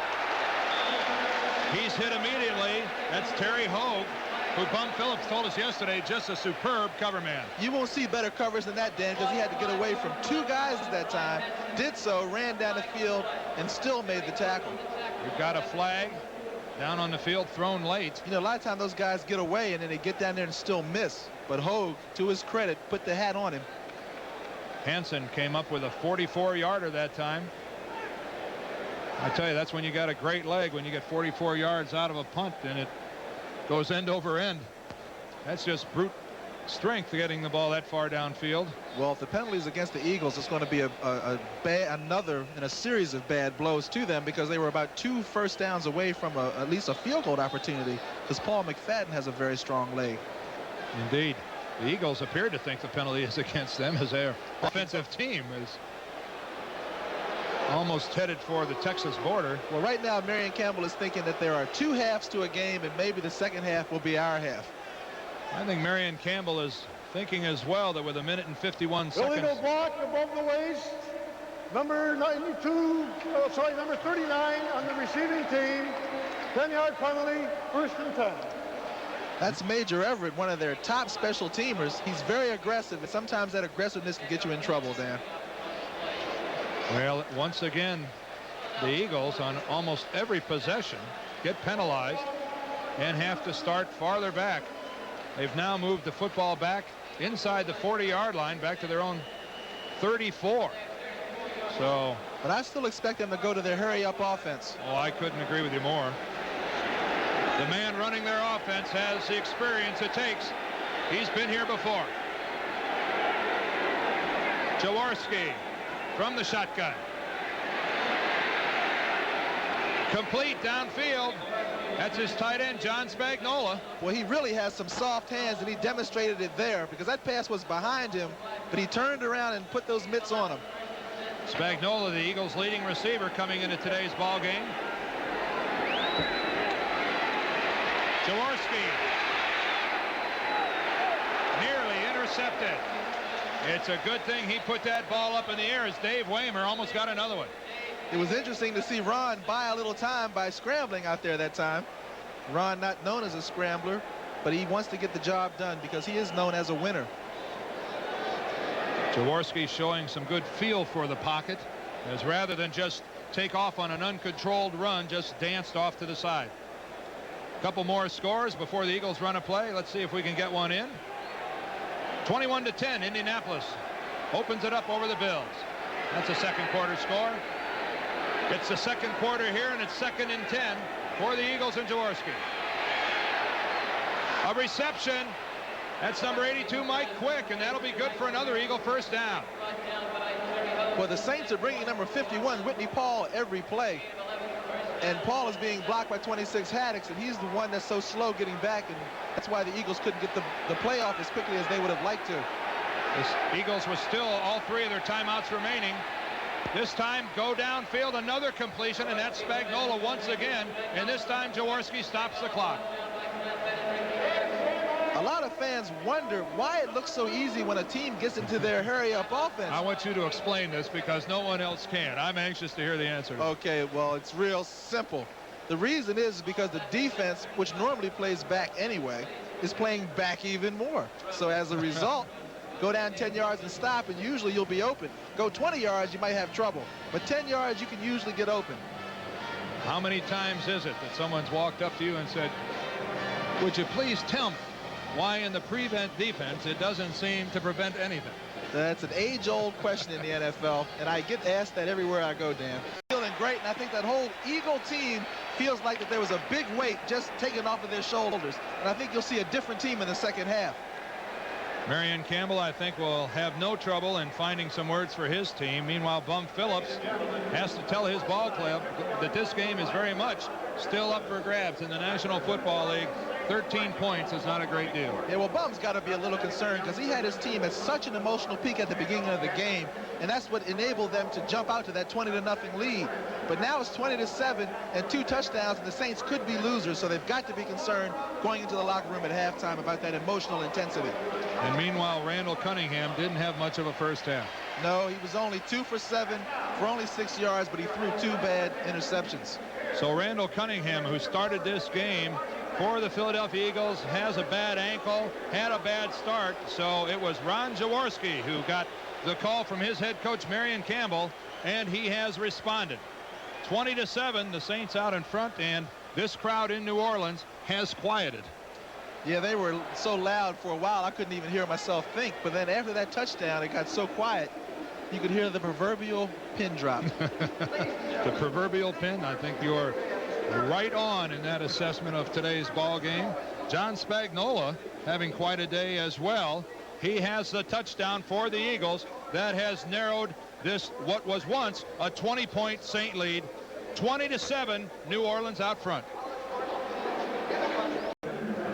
We're back at the Superdome in Louisiana, where the Saints have a big 20-7 lead over the Eagles. And I'm Dan Dierdorf and Gene Fuggett. How about if we get right to the halftime highlights?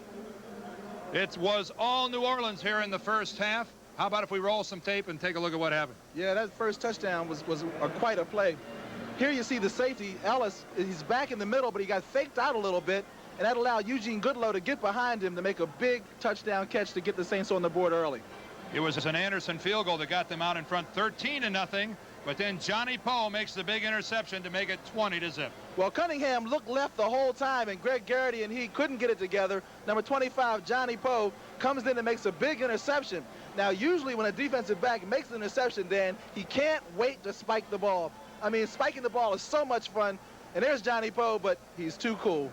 Well, Ron Jaworski then replaced Randall Cunningham. He drove them down the field, but a tremendous interception by Dave Weimer. Well, the Saints had the blitz on.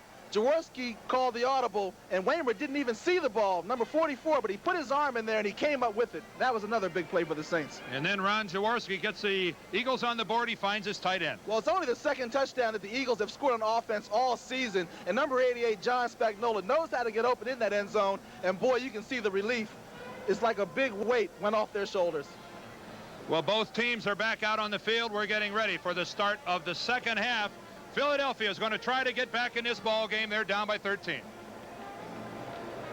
The Eagles will receive the kickoff to start the second half. Morton Anderson will kick off. Deep, Herman Hunter. It is 20-7. New Orleans out in front. And we'll see if Ron Jaworski can continue to move this Eagle offensive team here at the start of the second half. He got the touchdown pass to John Spagnola just as the first half came to a close, and we'll see if that in some shape, manner, or form ignited this Eagle team. I'll also be curious to see if the Saints can play with the kind of intensity they played in the first half. Anderson puts it deep into the end zone. Herman Hunter says, no way. A wise decision. And Jaws will get it started from his own 20-yard line. Well, Dan, in the first half statistics, as you would guess, mostly says New Orleans. For passing, the Saints had 104 yards, but the Eagles came back where they had a -9 before Jaworski came in the game, and they ended up with 95 yards. You see Jaworski threw for 104, but with the sacks, you end up with a little less on the net. Ron Jaworski starts for Philadelphia. Randall Cunningham given a rest. Michael Haddix, his lone setback. Jaworski downfield to Spagnola. And again, Big John is in the open and looking and go. John Spagnola breaking some tackles, some sloppy tackling by the Saints, and he's got the Eagle first down. I really get excited when the tight end starts moving like that. Usually the tight end has lots of room to work over the middle because he has linebackers. Here you see him coming across number 88. He makes the catch, and now he's being chased by linebackers. Big John Spagnola, good move. He picks up a block by Kenny Jackson. He cuts back. John better watch out. They're going to have him at wide receiver soon. You have to wonder if a game the Saints at one point in time in the first quarter thought was going to be a laugher isn't going to end up to be more than they bargained for. First down at the 42. Jaworski to Ernest Jackson. He cuts back. Ernest Jackson beyond midfield. Johnny Poe finally makes the hit. And you got Saints standing around, looking around, Dan, and that's not the way they were in the first half. The first half, the Saints were flying all over the field. And the question is, can they get going again? Because the Eagles are here to play in this half. I told you in the first half that Marion Campbell was going to tell his team there's two halves, and the second half is going to be our half. Ernest Jackson will have to carry the balance of the rushing attack over the season for Philadelphia. He's doing a good job of it today, and on second and short, he gets it again. He drives forward, and he'll be very close to an Eagle first down. We'll have to check the spot, and an awful lot of Saints are standing around. You know, I guess if any head coach really knew the answer to how to keep his team at an emotional peak, he would probably be the most successful coach of all time. In fact, he probably wouldn't have to coach. He could just sell the sequel. It's a never-ending problem, and the Saints got off to such a quick start. Their crowd was so emotional, and now they're allowing the Eagles to get back into it, and it is another Eagle first down. Jaworski continues to move this ball club. On that last short yardage play, you can see what an extra tight end can do. There's number 26, Haddix, coming on Ricky Jackson. But Ricky, even though he got backed up off the line, still came up and made the tackle. But too late, first down Eagles. They didn't need a lot for the first down, and sometimes in that situation, you don't need a bone crusher of a block to be effective. Some movement up front. John Spagnola got a head start. And now Ricky Jackson decides to have a little conversation with Mark Dennard, the center. Well, you got to forgive John. He's got to be excited because his favorite quarterback, Ron Jaworski's in the game. But then again, you don't expect a mistake from a Yale man, do you? You and your guys from up east. Encroachment, number 88, offense. He made contact. John Spagnola being very candid with us yesterday, talking about what it means to a veteran receiver when there's a youngster put in a quarterback. Oh, yeah, and especially a tight end. It takes a while for a quarterback to learn how to use a tight end. It's easy to go back and hit that out because it's so obvious. But hitting the tight end over the middle where there's so many defenders takes a little bit of experience. And I think that's why John is happy when Ron comes into the game. John Spagnola had 65 catches a year ago. for the Eagles. First down and 15. Jaworski downfield. The ball pops loose, but I think they're going to call it a dead ball. I think they'll rule it down. Penalty flag? Yeah, there's a flag, looked like around the line of scrimmage. Back at the 40-yard line. The Eagles are making it tough on themselves. Ricky Jackson says, I'm not sure what it is, but we'll move them back. How's that, an umpire with number 100 on the back? Yeah. Holding number 65. 10-yard penalty. Repeat first down. Well, that's center Mark Dennard, who just had words with Ricky Jackson the play before, and a lot of penalties in this game. Yeah, that has been a lot of penalties. 14 penalties. That's a lot. Well, Philadelphia continues to march backwards.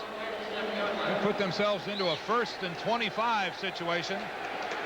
They must get all the way to the 38-yard line of New Orleans for a first down.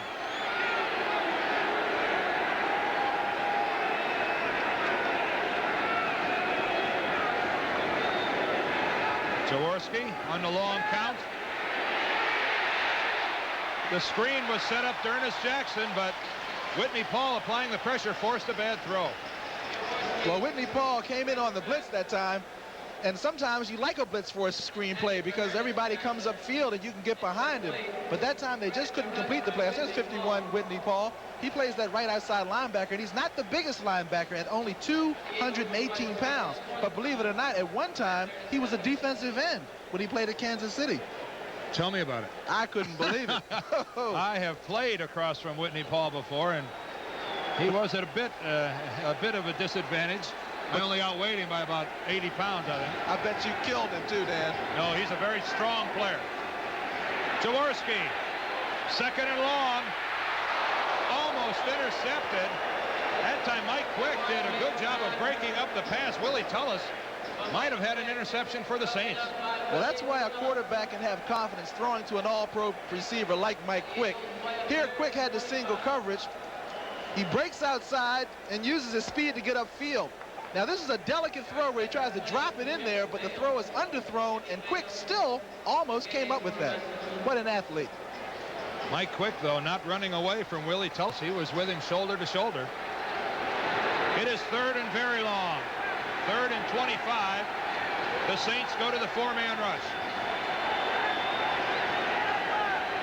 Jaworski. Under pressure, throws it away. A wise move by the veteran quarterback. That time he had lots of pressure on him. You're not going to get 25 yards very easily on 3rd down, so he threw it away. But unfortunately, the Eagles took themselves out of that series with that penalty. He was being chased by Jim Wilkes and Bruce Clark back in the backfield.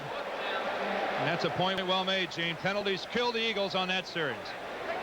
Mike Horan, a fine high punt, drives Martin back inside his 20. He's got some room. He turns the corner, but penalty flags are down.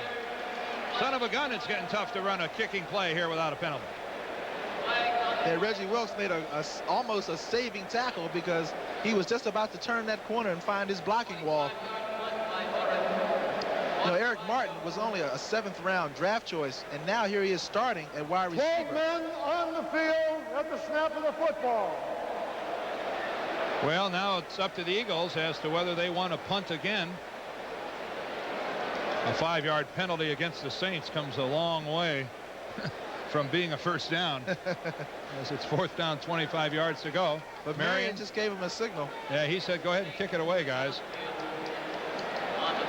Martin got some good yardage on that return, so that's going to force him to kick again, and that's kind of a break for Philadelphia. Well, I don't know, but Campbell must certainly think that his team is in excellent condition because a lot of coaches would not want that team to have to run down there again. I mean, when you run down full speed to cover a punt, I don't care what kind of condition you're in, you're a little out of breath. So maybe, you know, he's been working the team very hard in practice because I've seen this kind of decision backfire because the team was so tired they didn't get down and cover and it got run back on them. We'll have to see how they get down this time. Although you'd think that the heat and the conditioning might not be too big of a factor here in the dome where you don't have the sun shining on you. Let's make it 4th and 20. Horan gets to do it all over again. Eric Martin is deep. He signals fair catch. And inside his own 20 at the 18-yard line, Eric Martin downs the ball. Well, now you see why Campbell's head coach and I'm up here in the booth. Smart play that time by the Eagles. They pick up some positive yardage. 20-7. New Orleans out front. 20-yard run. Next Sunday on CBS, it's a doubleheader Sunday. The early game following the NFL today will be St. Louis against the Eagles. The Giants visit Cincinnati, and Detroit goes to Washington. Then in the second game, the later game, Atlanta and Seattle, New Orleans and the Raiders, and the Bears 49ers. Well, the Eagle defense really has to reassert themselves here and get the Eagles back into the game by shutting out the Saints in this series. Wayne Wilson looks for running room. He finds a couple of yards, gets across the 20. Well, the Saints are going back to the basics. When you want to get that offense going again, best thing to do is to hand it off to a guy that you know that can carry it and get those big guys up front to move them out. He picks up 4 on that carry. And I think in talking about the Eagle defense, they have played so well all year. And when, you know, they're now in a situation where they have to do it once again. Well, they're hoping to get Reggie White back this half, and that'll be a big plus. 2nd and 5 for the Saints. Dave Wilson goes to the far sideline. He's got the completion. He's got the completion. That's Jeff Groff. He's got the completion, and that is going to be good for a New Orleans first down. Well, Jeff Groff is their number 3 wide receiver, but they like him a lot. He comes in and makes a big catch. That time, again, they're working on Elbert Fowles, replacing the injured Roynell Young at corner for the Eagles.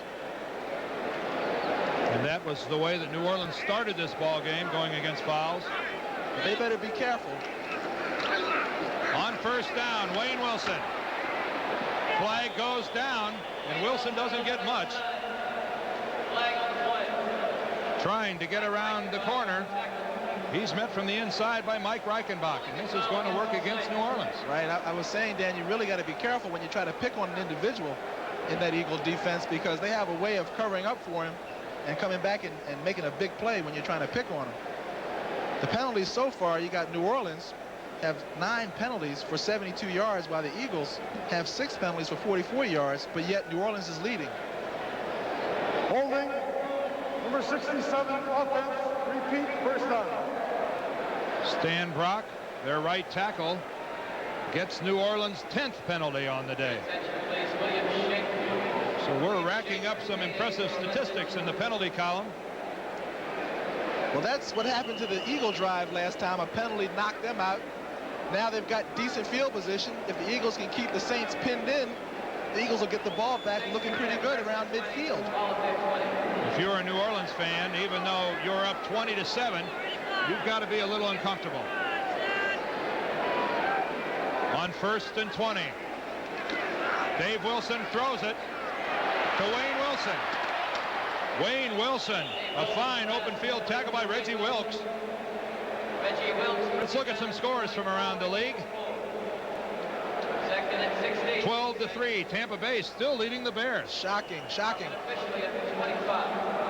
27-3, Green Bay opening up their lead over the Lions. Tough Central Division battle. Boy, I guess so.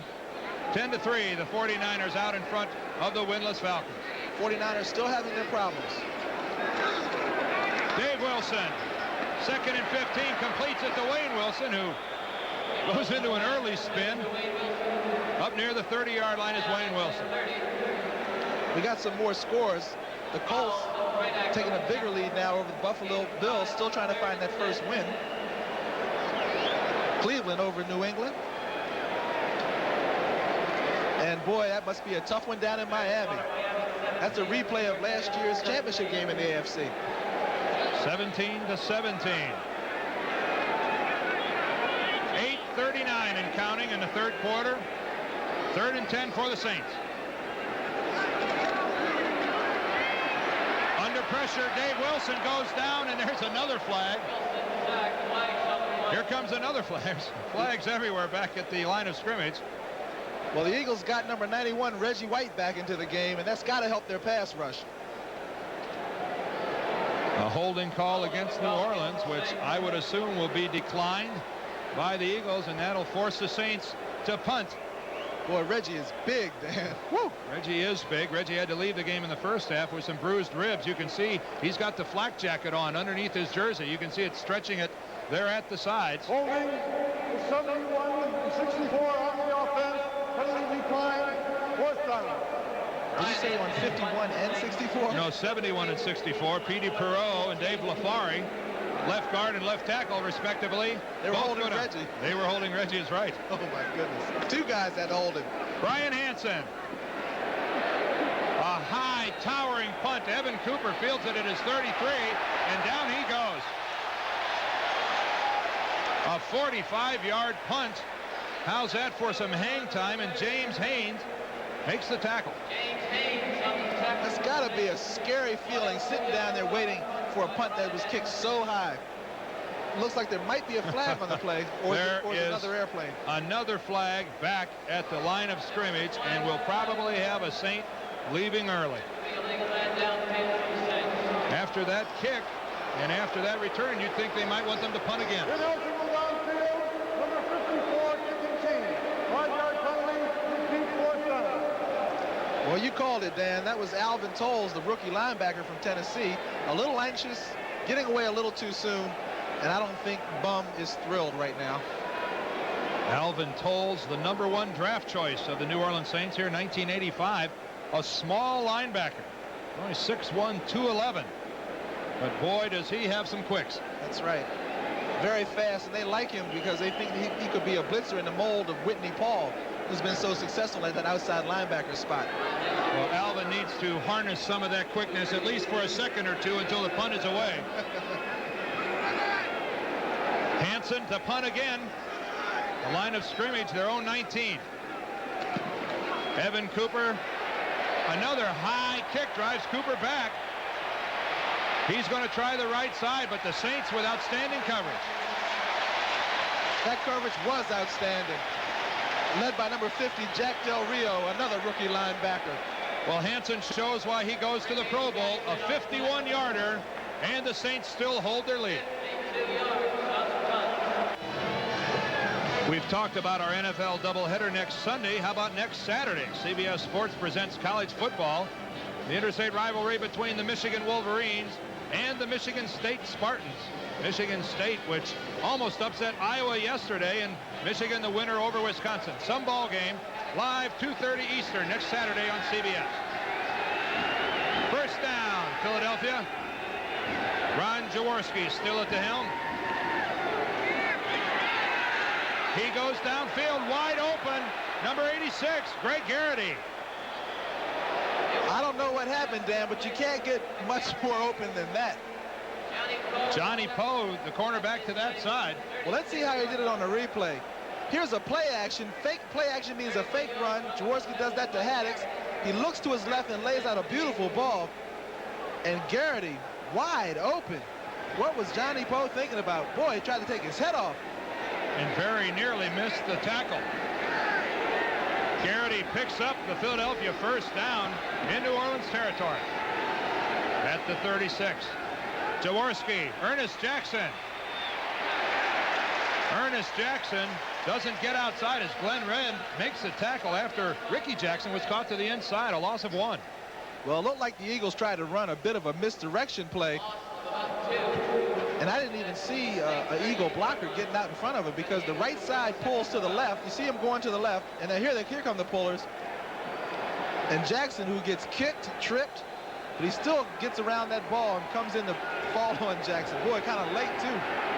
Glenn Red came all the way out from the inside to make that tackle, and it's a good thing he did. 2nd and 12. Jaworski completes another one to Spagnola. And John Spagnola approaches the first down. He'll be a yard or two short. Well, there's room inside, and Spagnola is finding it. Why is it that in pressure situations, veteran quarterbacks love to go to their tight end? Because it's a natural mismatch inside. Usually the linebackers are trying to cover the tight end, and linebackers usually are about 20 pounds heavier and a couple of steps slower, which gives the tight end an advantage once he clears them. He can usually curl around him and get open. 7 catches on the day. Gets the Eagles to within 2 of the first down. 3rd and 2. And Ernest Jackson hit at the line of scrimmage. Hit on the line of scrimmage by Jim Wilkes. And he's not going to get it. Now it's the Saint defense that came up with a big play when they had to. We may get a measurement. As soon as everyone gets up, we'll find out where the ball is to be spotted. Boy, Dan, I don't know if that was the side I would run it on, but Ricky Jackson and Bruce Clark over there, boy, I'd think about going left. But most teams are right-handed. You can see how tough it is to run against that side against the Saints. Here's Ricky Jackson coming in there. And boy, there's some bodies over there. Well, it's 4th down and a full yard for the Eagles, and down by 13. There's no doubt that they'll go for it, but Jaworski has some confusion and takes a timeout. Ron Jaworski takes the timeout, goes over to talk to Marion Campbell and Ted Barchabroda. A critical 4th down for the Eagles when we return. Well, from the 28-yard line of New Orleans, up to this point, the play of the game for the Philadelphia Eagles. I'm Dan Dierdorf, and along with Gene Fuggett, we've got an Eagle Ball Club trying to get back into this ball game. 20-7, the Saints with the lead.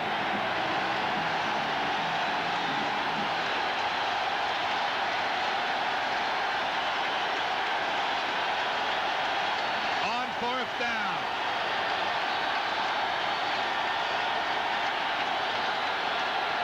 Jaworski to throw.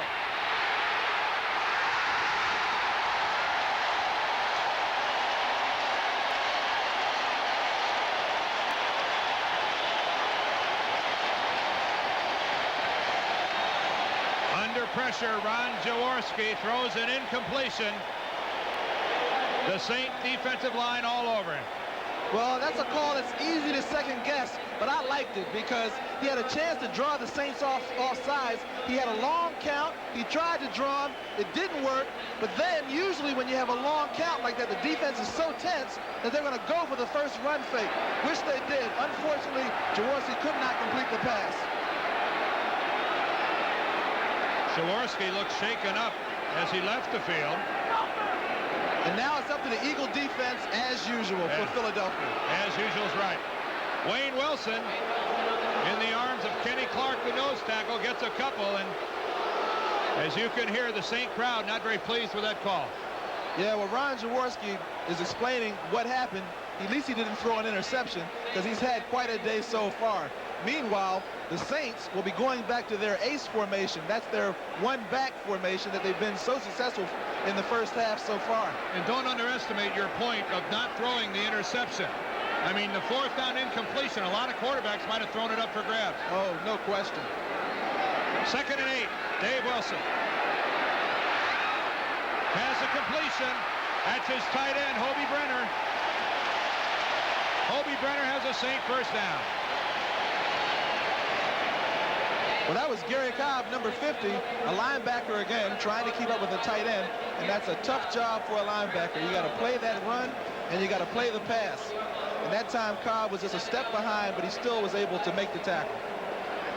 Hobie Brenner is the Saints' leading receiver. Two teams that like their tight ends in the passing game. From the 41, first down. On the screen, Wayne Wilson. And these Eagles do not give up. They fly to the football, and that time only a pickup of 3 for Wilson. Well, that was almost a naked screen that time. They started out with 2 backs in the backfield.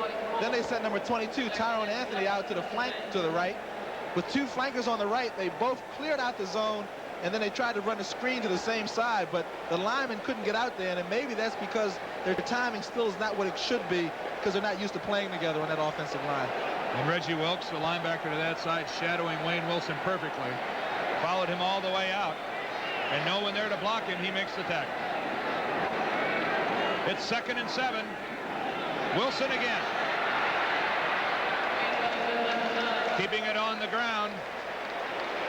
Let's give him 5 on that carry. Number 24, Ray Ellis, the strong safety, in on that stop, as well as Rich Kranek, the outside linebacker. Well, there's Earl Campbell, who we expected to see some today in this running situation. And this is a perfect situation for Earl Campbell because they're trying to run and control the ball. But Bum Phillips is staying with Wayne Wilson, who's been having quite a game so far. And Bum Phillips has received his share of criticism for bringing Earl Campbell here to New Orleans from Houston. On 3rd down, under pressure, Greg Brown gets the sack, and down goes Dave Wilson. Greg Brown, the 4th sack of the day for the Saints. Well, I wonder about that call, Dan. They had been running the ball pretty successfully. It was 3rd and short, 3rd and 2 yards, and they go back for a deep drop pass. And there's number 98, big Greg Brown, thundering up the middle. There's 50, Gary Cobb, and now they've got to punt it to the Eagles. A great story about Greg Brown. He was found working construction, invited for a tryout, and the rest is history, so to speak. 16 sacks a year ago. Brian Hansen. Evan Cooper lets it bounce. It's in the end zone. That'll be a touchback. Cooper wisely letting that ball go, and it paid off. A 58-yard punt, though, for Brian Hansen. Greg Brown and the Eagles try to come back. It's 20-7. A minute and 58 seconds left in the 3rd quarter. And Philadelphia desperately trying to get back in this ball game. The Saints flirting with disaster. Well, the Saints, have found out that they can't turn it on and turn it off. They came out at such a high emotional peak to begin the game. Got out to a big 20-0 lead. The Eagles came back to get a touchdown. It's been right just like that the whole second half. So now we're about finished the 3rd quarter, less than 2 minutes to go. Eagles still trying to get back on the board. First down at the 20. 2 backs in the backfield. Jaworski fakes. And his receiver, Garrity, fell on the play. He was open. There's a look at number 35, Earl Campbell, the man who many thought would come here and lead this team into the playoffs. Other people wondered why he came. Earl is still trying to get adjusted into the Saints system and into the town of New Orleans. He's living in a hotel by himself. Hasn't made a lot of friends on the team yet. But the reason he's still playing, Dan, is he says he wants to get a Super Bowl ring. And he thinks that Bum Phillips and the Oilers, Bum Phillips and the Saints can do it. It's not the Oilers anymore. 2nd and 10. Ron Jaworski completes it again to Spagnola. John Spagnola, always open across the middle. I know John has to feel good. There was days when I was playing tight end, Dan, where I thought that on every pass play I could get open. And I think John is starting to get that feeling. He's caught 8 balls already, most of them in that middle area where all you have to do is duck that linebacker, and if you have a quarterback with guts, he'll throw it in there because it can be a risky throw. But Jaworski, he's not afraid to take risks.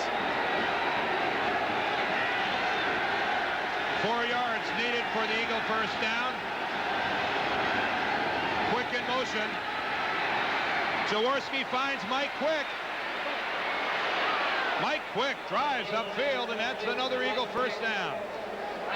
Anytime he touches the football, it could go all the way. The defense has got to be nervous anytime that Mike Quick is on the field. You see him coming at you in motion. He'll go up and make an out, but watch what he does after he catches the ball. He just waits for that defensive man to go by him, and Johnny Poe is trying to catch up to him, but Spagnola came back and gave him a little lick there. How is that for body control? Mike Quick. Aptly named. Ron Jaworski. The Saints across the line of scrimmage. Ernest Jackson with the football. Jim Wilkes again was across the line. Jim Wilkes flagged earlier for encroachment, and I think we're going to get it again. So this will make it 1st and 5 for Philadelphia. Jaworski has always been very good at varying his cadence. A lot of quarterbacks go up to the line and they always go, hut, hut. It's always the same. Number 94 defense. 5-yard penalty, 1st and 5. But Jaworski has a way of varying that. So sometimes he'll go up the line and go hut, and then he'll wait and then go hut again. And I think that the Saints, instead of watching the ball like their coach tells them to do, they listen for the quarterback and get caught off sides. Only 5 yards necessary for an Eagle first down. Ernest Jackson gets very close. And that will be the last play of the third quarter. No one has scored. This has been the halftime score of 20-7, and that's the end of the third quarter. And the score is 20-7. We now pause for a word from your local station. This will be the first play of the fourth quarter. Second down and 1 for Philadelphia. They trail by 13. Ron Jaworski to throw. Way over everyone. He's trying to find Spagnola, and that ball overthrown by yards. Spagnola, though, well covered. Well, the Saints finally got the message that the Eagles are going to be looking for Spagnola over the middle. But that's okay for the Eagles because Jaworski will now start to look more to his outside receivers, because that time Mike Quick was streaking over that post area, but Ron couldn't get it to him. And I like that call on 2nd and 1. Hey, why not go for the big play? You still have third and short yardage, which is what they have right now. Try for the big play. Especially if you need 2 touchdowns to win. Haddix and Ernest Jackson. Ernest Jackson gets the Eagle first down. You know, the Eagles are still trying to take this crowd out of the game. That's always important for a visiting team because it can be very distracting to an offensive player. Let's look at some scores. How's this? Chicago 13-12, a fourth quarter score, and a tight one in Tampa. Green Bay pouring it to the Lions 41-3. And San Francisco 17-10 over Atlanta. And how's this? Buffalo continues to struggle. Yeah, they got a new coach too. Hank Bulla, the coach of the Bills. Case Stevenson fired this week. On first down, Jaworski almost intercepted again. Dave Weimer, who's got 2 on the day, almost got 3. That time Weimer was playing had helped deep, and he was playing a zone, but he let Quick get by him too quick. I mean, he was supposed to jam him, but he never got his hands on him, and Jaworski tried to get it in there, but Weimer, to his credit, recovered, followed Quick down the field, and almost made a big interception. I think Ron Jaworski would, though, like to throw that again, as Mike Quick was, any way you want to look at it, 3 yards past Dave Weimer. A little higher, and that would have been an Eagle first down. It's 2nd and 10. Jaworski throws to Haddix. Haddix driven out of bounds, and one thing I think we've got to comment on, Ron Jaworski is getting a lot of time to throw the football more often than not. Well, that he is, and you got to credit that offensive line for the Eagles, because we know that Clark and the rest of those guys on New Orleans front know how to get to the passer. Last week they sacked Joe Montana 6 times. One more score. Cleveland, in a game against New England, is trailing by 3. Both of those ball clubs 2-2 going into today's action. Big play for the Eagles and a big play for the Saints defense. From the 45-yard line of New Orleans. The shotgun. A completion to Spagnola, and that is an Eagle first down. That's the veteran for you. Ron Jaworski to Spagnola, that's a combination that's been going for some years now. They've had a long run in Philadelphia, and that time Ron saw that 51 Whitney Paul was going to attempt to cover Spagnola, and that time all John had to do was a run downfield, give him a little push to the right, break out to the left, and it was a tough diving catch.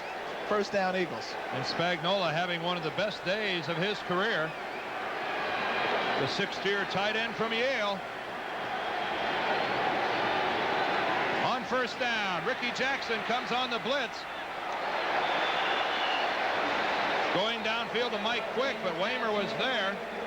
I think some Eagle people were looking for a flag, but nothing doing. Yeah, Terry Hogue was over there also. had a blitz on that time, and I think we'll get a look at it on a replay. There's number 57, Ricky Jackson, and he loves the blitz. He says he loves to get a chance to get a kill shot on the quarterback, but this time he's blocked out. Ron probably couldn't see so well, and that's why the throw was not as accurate as he would have liked, because Quick had to wait for it. A little contact. Weimer was concerned, but no foul called. Well, that's that situation. The hand can go on the back, but if you don't move the body, they won't throw the flag. Jackson again on the blitz.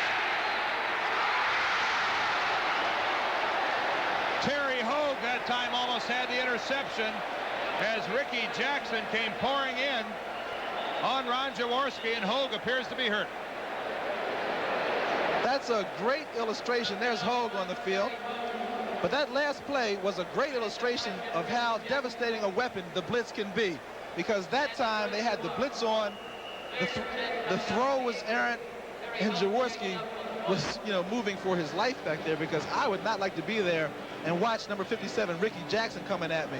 Here, a guard's got to come out and get him, misses, and look at that play. Bruce Clark is in there also, and what pressure. From the end zone, you can see that as Ron Jaworski tries to look downfield, he's got hands in his face, and it's hard to throw an accurate pass under those kind of circumstances. Almost a very bad play. Ron Jaworski faces a 3rd down and 10 yards to go when we return to the Superdome with the Saints out front. 3rd down and 10. Jaworski goes to the shotgun.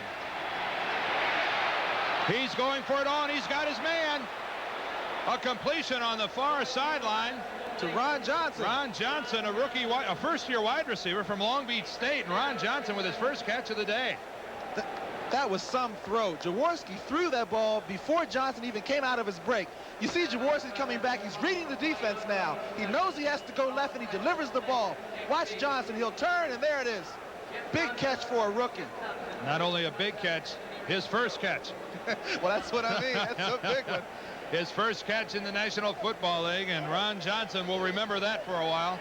Lots of congratulations on the sidelines for the rookie. How is this? Inside the New Orleans 20 from the 18-yard line. 1st and 10, Philadelphia. That's Ernest Jackson protecting the football. Going to have a tough time getting that away from Ernest. Ron Jaworski on the day after replacing Randall Cunningham, 17 of 30 for 217 yards. And a touchdown as he found John Spagnola at the very end of the first half. Well, I guess Ron Jaworski has not gotten rusty. Is it? I couldn't agree with you more there, and I think he's relishing the opportunity to play. If they score, it's going to be very quiet in the Superdome. Jaws on 2nd down, Spagnola. That's an Eagle touchdown. And you called it, Dan. It's gotten real quiet here in the Superdome. Terry Hogue came back into the game after being shaken up, and he's beaten by Spagnola. Spagnola is having a tight end's dream of a day. He's been doing it short, he's been doing it long, and now his 2nd touchdown. Here on the replay, you can see Spagnola coming across the bottom of your screen. Jaws waits for him, delivers it, and Big John, number 88, 2nd touchdown of the day. Glenn Red, the linebacker, started with Spagnola. McFadden delivers on the extra point. And it is a 20-14 ball game. John Spagnola with a pair of touchdowns here today has sparked the Eagles along with Ron Jaworski. Well, we talked to him, and he said he likes that quarterback, number 7, and we can see why. We have some other scores today, Dan. There's some interesting games going on around the league. Naturally, this is one of them. This is one of them, and New Orleans, I think, thought they had a pretty safe lead when it was 20-0. Green Bay, wow, are they doing it to Detroit? 43-3. San Francisco has scored again. It's now 24-10 over Atlanta. Dan Henning in Atlanta in trouble. He could be the next one to go. And Rod Dahauer about to take his Colts squad to 2-3. Buffalo will go, unfortunately, to 0-5. And Cleveland came back. They're now out in front of New England. You know, John Spagnola, the tight end for the Eagles, is within a career day. His career high is 11 catches for 114, and already today he has 10 catches for 107 yards. Paul McFadden kicks off, fielded by Martin. A short kick, and Eric Martin has some room. Eric Martin gives the Saints good field position. Next Sunday here on CBS, in the early game of our doubleheader after the NFL today, St. Louis and the Eagles, the Giants and Cincinnati and Detroit plays the Redskins. 12:30 Eastern, the start of those games. Gene Fuggett and myself will be in Seattle for that Atlanta ball club. And New Orleans plays these Raiders out in Los Angeles. Not an easy assignment there. And the Bears and the 49ers, a rematch of last year's NFC Championship game. Well, some of the Saints were telling us that they knew they had to win today because next week they're going to have their hands full, and they certainly will, playing the Raiders.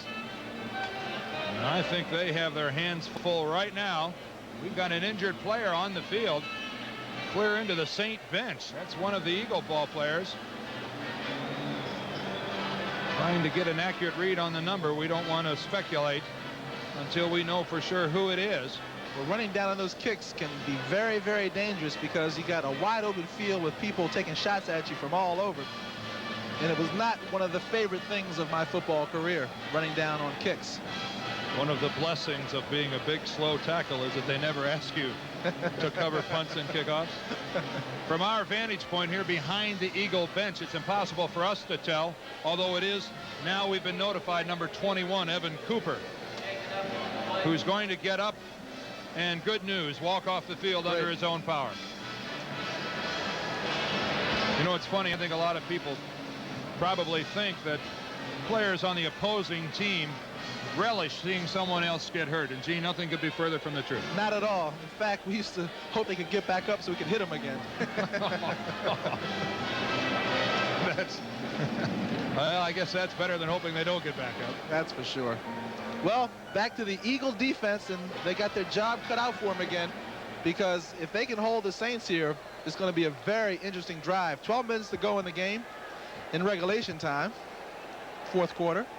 Marion Campbell, a defensive coach for 6 years, trying to be named the head coach. He was the defensive coordinator for Dick Vermeil in Philadelphia, so his defensive ball club playing well. That's right. New Orleans only has one first down this entire half. Tyrone Anthony, the lone setback. Dave Wilson rolls out, and he's got a completion to Hobie Brenner. Hobie Brenner picks up a Saint first down, and boy did Andy net. That was a big play with the tight end coming across the middle. He has a safety on him, number 48, Wes Hopkins. There you see 85. He's coming across to the top of your screen. Wilson's just going to wait for him and deliver the ball. And Hopkins goes for the breakup, can't get it, and pulls him down for the tackle. That's a tough play for a safety to have to cover because that tight end's coming all the way across the field. Some receivers need to pull the ball to their body. That catch was all hands by Hobie Brenner.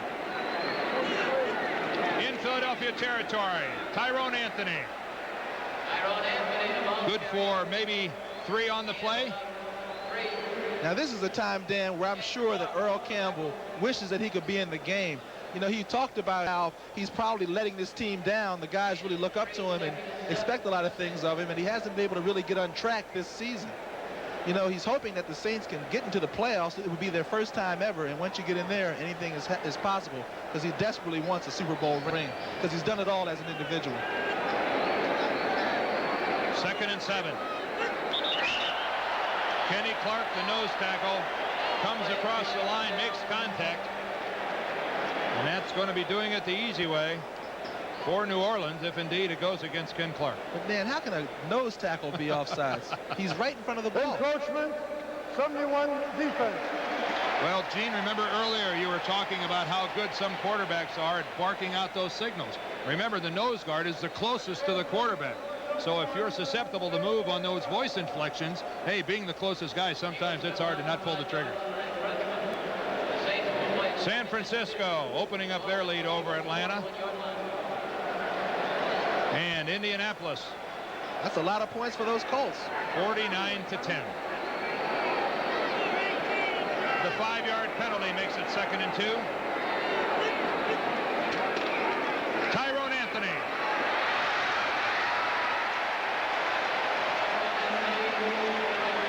Well, the crowd told you that he got the New Orleans first down. As we're about to move under the 10-minute mark here in the 4th quarter. And the Saints, for the first time this half, doing something offensively. Well, they're doing it when they have to do it, and they're keeping it on the ground. Although that first pass that was for a big first down, I think, was really the one that got them going.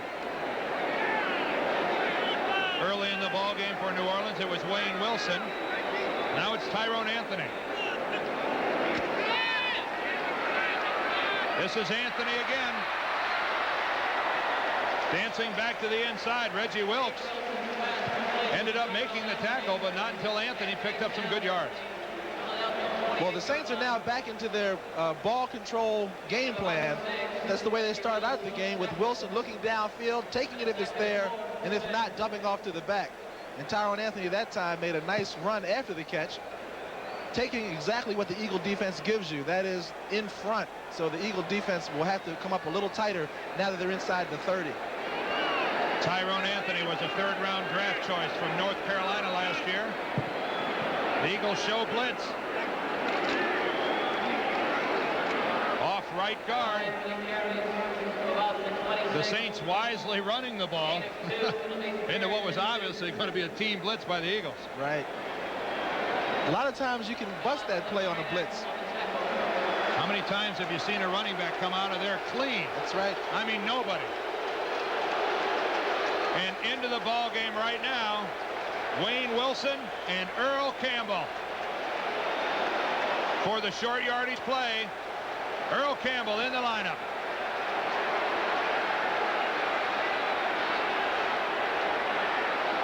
Third and 2. And Dave Wilson throws it away. Good coverage by the Eagles. They weren't fooled. It was a fake to Campbell, and they tried to throw the pass to his lead blocker, but it didn't work. Wayne Wilson couldn't get open. Wilson, who's a very intense competitor, you can see he's upset, wishes he can go for it, but I think they're going to have to kick it. They'll try the field goal. Morton Anderson is in. He's 9 of 12 so far on the year. His longest kick has been 55 yards. This will be 44.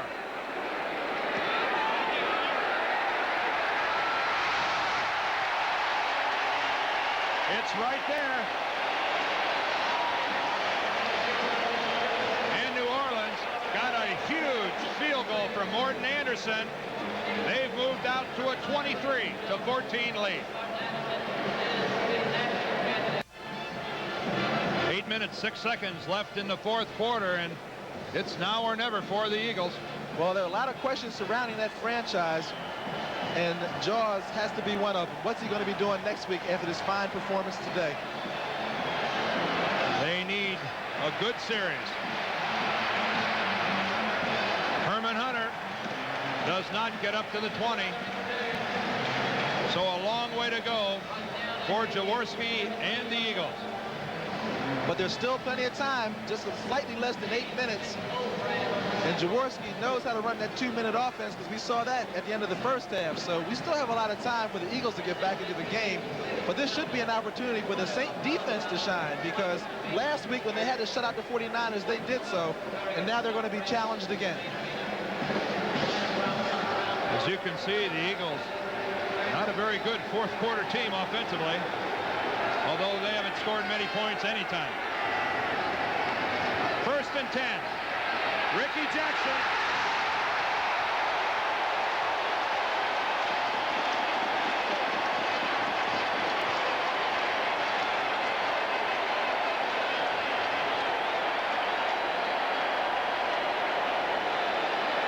You can see the pressure that Ron Jaworski has. They're coming up the middle, 75. Boy, I mean, there's so many guys I couldn't even name them all. Well, Jim Wilkes came in from the backside. Bruce Clark and Tony Elliott coming up the middle, but it was Ricky Jackson who beat his man, went up into the air and forced Jaworski to pull it down. Second down, 19 yards to go. Under pressure, Jaworski to Major Everett.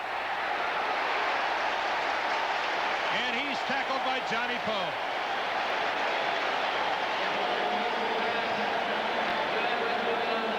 Well, it looks like the Saint defense has gotten their wake-up call, Dan. They're back into the game. A wake-up call. That's a pretty good way of describing it. Well, this is the time you don't want to be an offensive lineman. You're trailing in the ball game. It's 3rd and long, and you're inside your own 15-yard line. And you got 4 guys over there in black shirts who know how to get to the quarterback. And you got a guy wearing number 57 who's there all the time.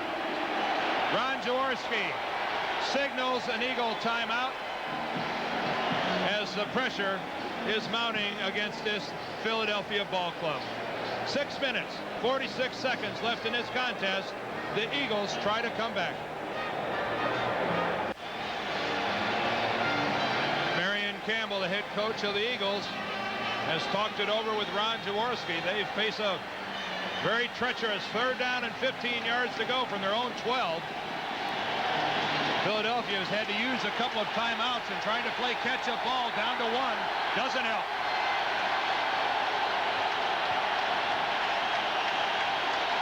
The shotgun.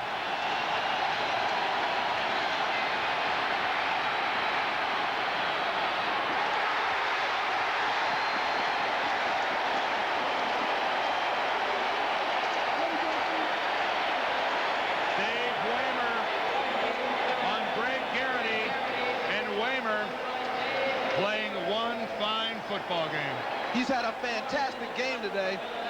He said he was ready to play, and now he's proven it with big play after big play. Horan punts from his own end zone. Flag goes down, and that ball touched and finally goes out of bounds. But there's a flag back at the line of scrimmage. And if this goes against the Eagles, I would have to think New Orleans would just as soon they bring it back and kick again.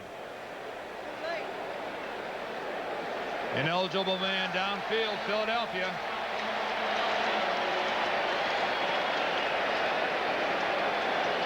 We'll talk it over with the Saints, but I would have to think that they'll make them kick again.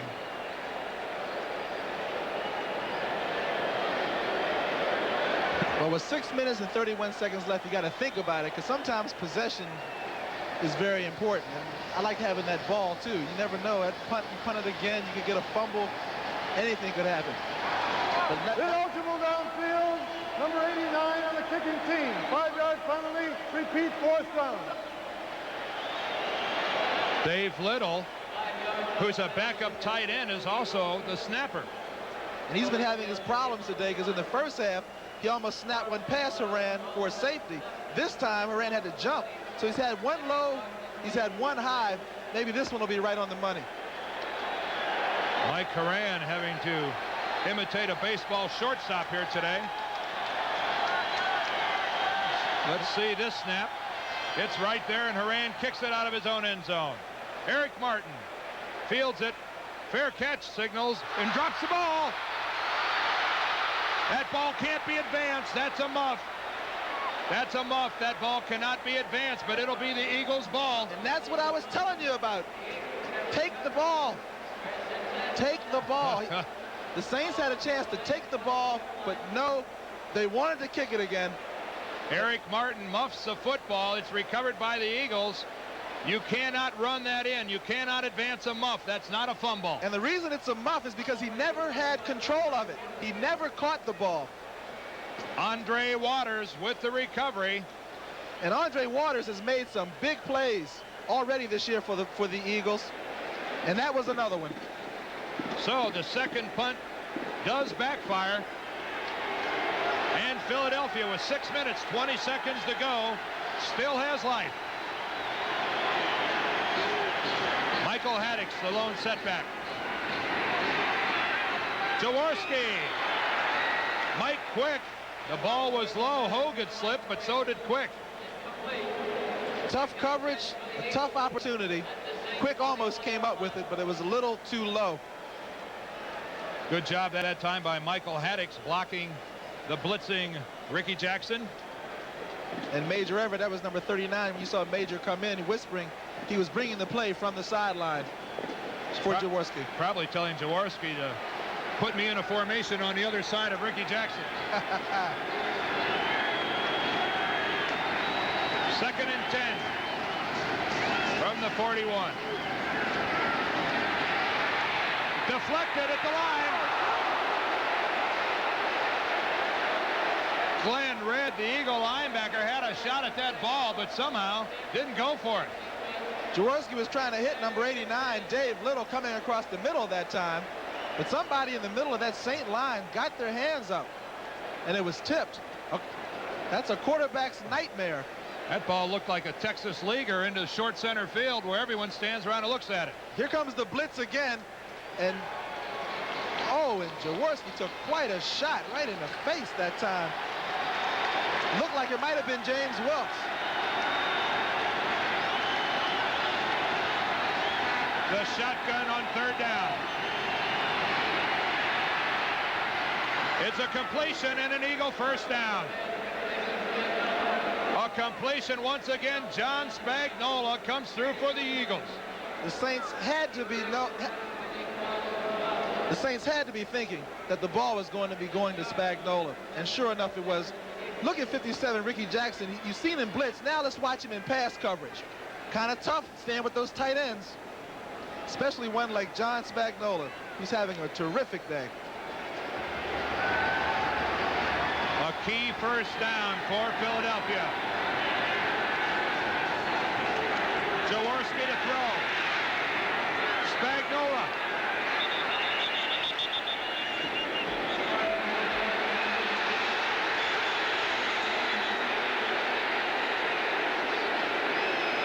You've got to protect your receivers. John Spagnola roughed up a bit by the Saints. They better do something to him, because he's been hurting them. His offensive lineman, Steve Kinney, comes in and gives him a hand. Oh, I used to love a lineman that would come out and help a tight end when he's in trouble. That's right. Your receiver is out there. He's hung up to dry. They'll hold you up and let everybody put a headgear on you. And that time, Steve Kinney came in late and said, hey, guys, he's got a white shirt on like me. You can see Red right there. They're holding up Spagnola and taking a shot. Yeah, they're trying to rough him up. That was Frank Wadley who came in there a little late. A little forearm, a little hot cheese action. 2nd and 4. Complete to Haddix. Michael Haddix moves the ball upfield. He'll be short of the Eagle first down, but not by a lot. Ricky Jackson and Bruce Clark came out to put the hit on Michael Haddix. 4 minutes, 30 seconds left in this ball game. The Saints ahead by 9, 23 to 14. You see the time on the clock. The Eagles desperately need a touchdown. Well, the Eagles have to get on the board quick, and some coaches say maybe you can go ahead and get a quick field goal, because you still need a field goal and a touchdown to get back into this game. That's Gene Fuggett. I'm Dan Dierdorf, and we've got an exciting game on our hands here in the Superdome. Ernest Jackson on 3rd down. Did he get it? He's close. By where they spot the ball, he is very close. Well, there you get Michael Haddix's opinion. But there's the one that counts.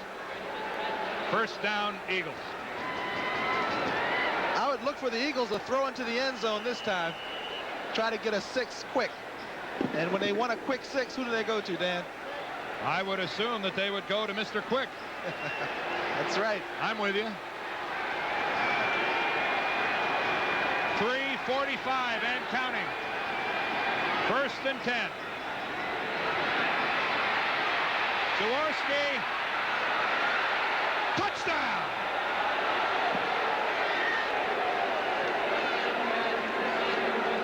That's why they call him Quick 6. Boy, you're so proud of yourself. Oh, well, you know, even a blind hog will find an acorn every once in a while. But that time they ran a play that was designed for Randall Cunningham.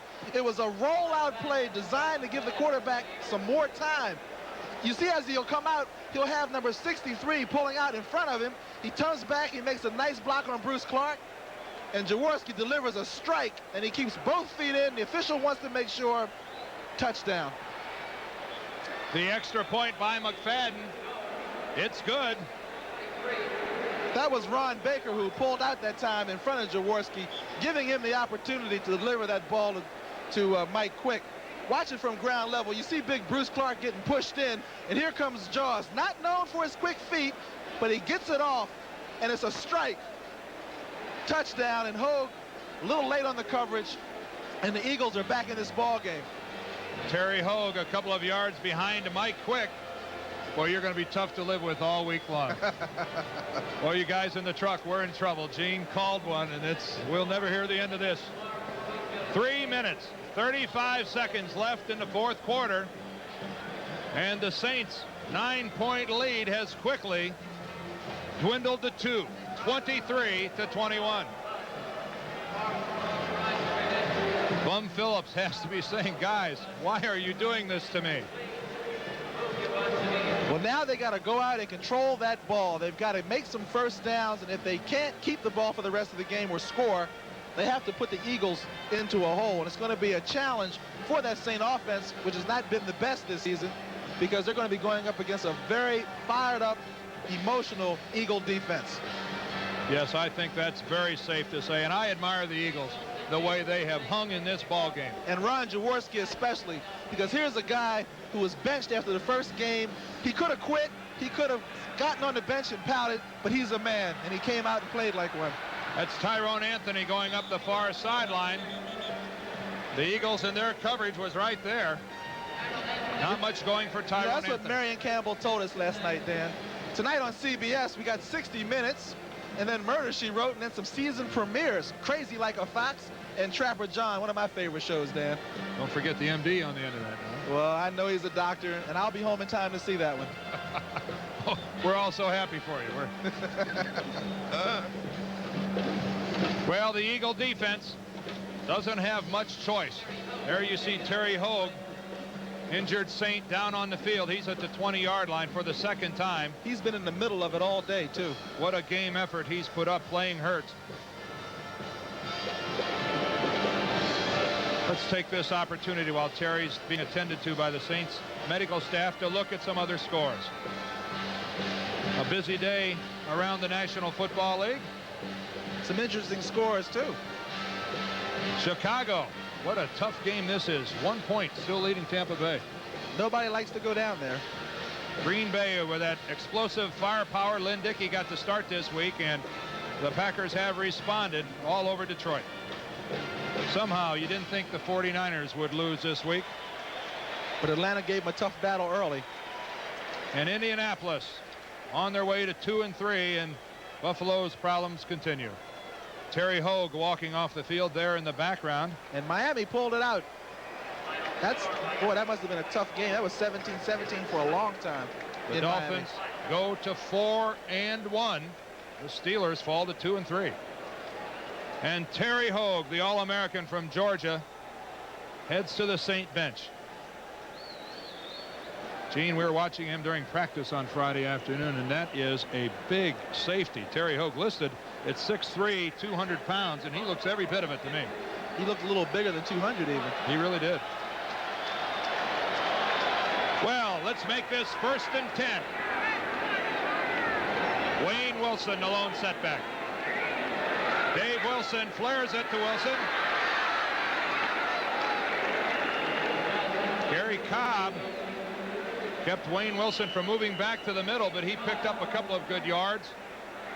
And we've got an injured Eagle back near where the quarterback was.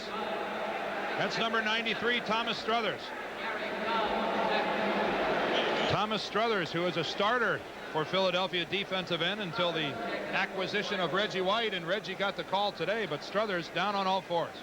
Well, Struthers had a fantastic opportunity when Dennis Harrison decided not to report to camp this year. Marion Campbell says you never know what a player is going to be like until he gets an opportunity to play. Struthers, they knew had potential, and this year he played up to it. Now Reggie White coming back into the game, his ribs were a little tender. You ever have to play with tender ribs, Dan? They hurt. They hurt.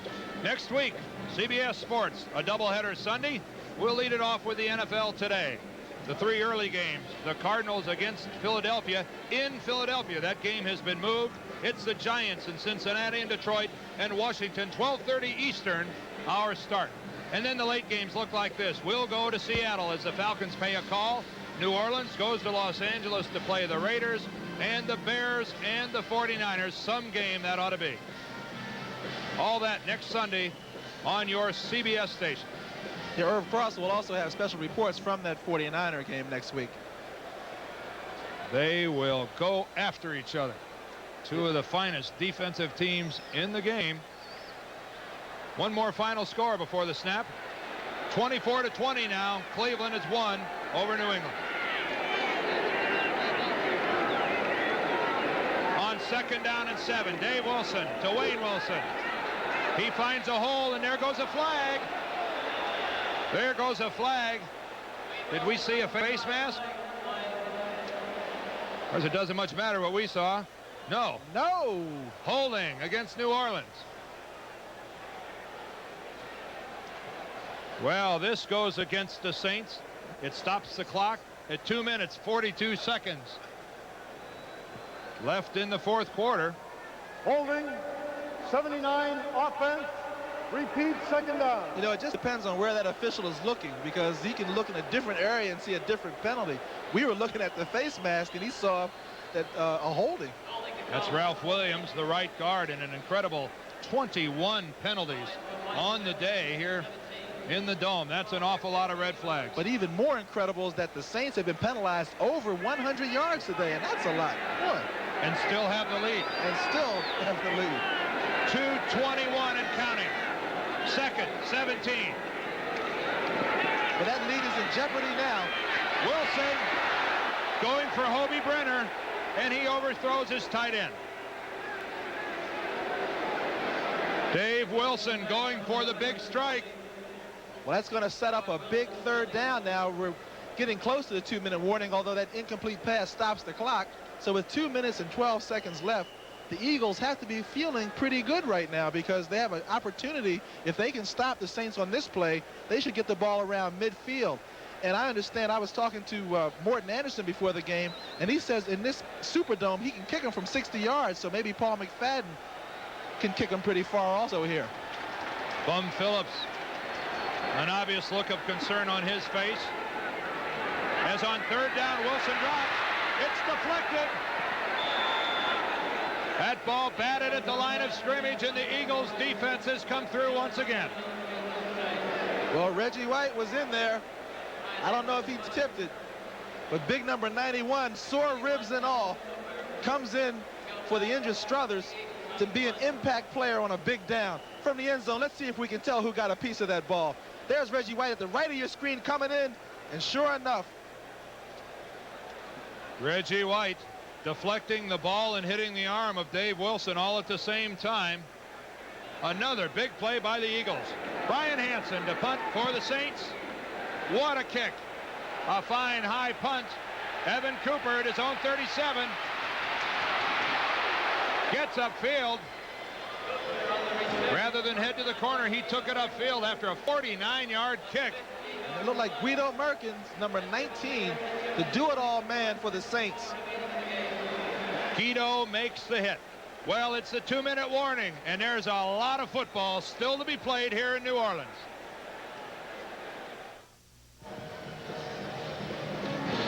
Paul McFadden on the Eagles sideline has yet to attempt the field goal here today.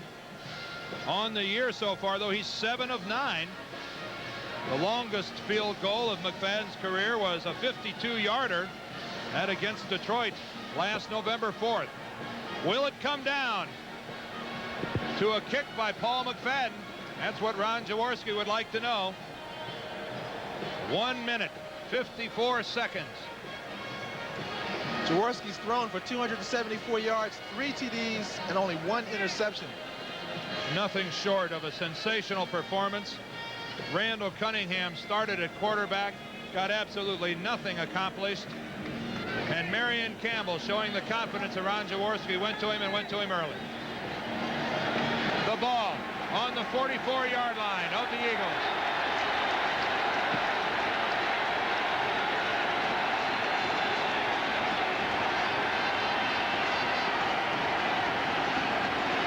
On the inside, Michael Haddix picks up about 5 as he gets close to midfield. And that's a good play to keep that defense honest, because you know they were thinking pass. We must keep in mind the Eagles have used 2 of their timeouts already here in the second half. They are down to only 1 timeout. Ricky Jackson on the blitz.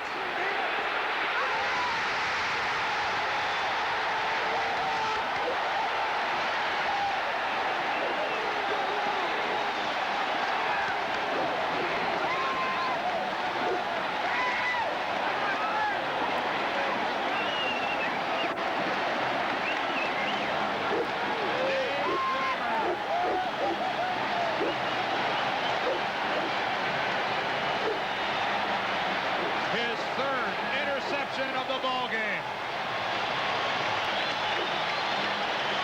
And you got to be excited for Dave Weimer, who has risen to the challenge each time, and you've got to feel a little bit for Ron Jaworski, who had an incredible game. But we talked about how devastating the blitz can be, and here comes 57 in his face. He tried to actually throw it away, but couldn't get enough on it, and there's Weimer. You have to wonder in a situation like that why they allow Ricky Jackson to come unblocked. It had to be a mistake. It had to be. 1 minute and 24 seconds left. New Orleans has the football. And more importantly, the Saints, the Eagles only have 1 timeout left, so they can't even stop the clock. But 1 more time in this game. Wayne Wilson drives for a couple of yards. What a game by Dave Weimer. Dave Weimer, his 6th year from Notre Dame. What a game. 3 interceptions. And that one snuffs out the Philadelphia Eagles. The clock is stopped. The Eagles take their final timeout. 1 minute and 11 seconds left. What a game effort by Ron Jaworski.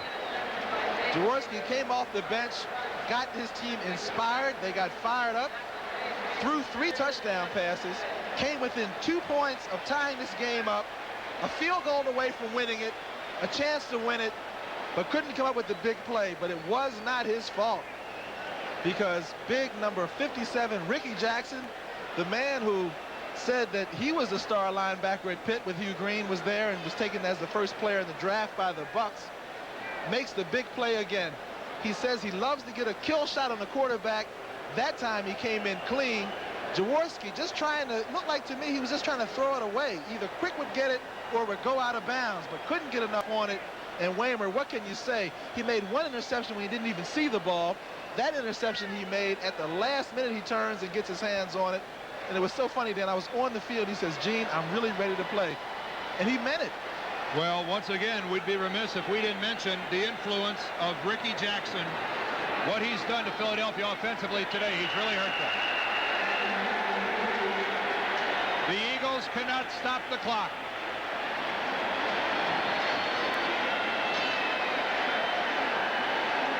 The clock continues to run. Dave Weimer, high fives for the crowd.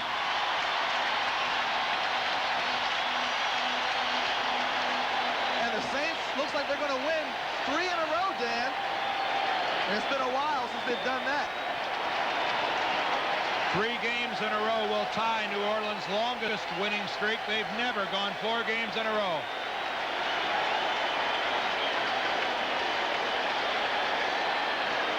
The Saints will take a delay of game penalty. The 30-second clock is now expired.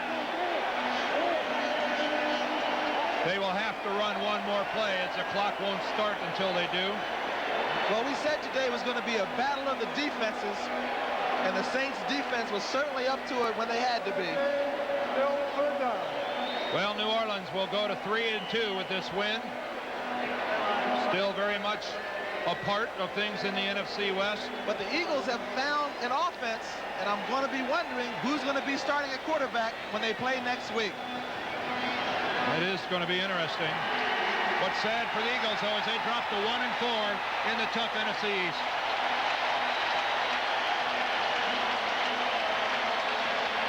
Well, there's Bum Phillips and Marion Campbell, two coaches with teams look like they're going in different directions right now. The Saints won their third in a row, and the Eagles 1-4. Very tough in the NFC East. Well, the gun has sounded. The final score here at the Superdome today, the New Orleans Saints have beaten the Philadelphia Eagles. The final score, 23-21. Bum Phillips goes to the locker room, but I doubt he's all that happy with the way his team didn't put the Eagles away early.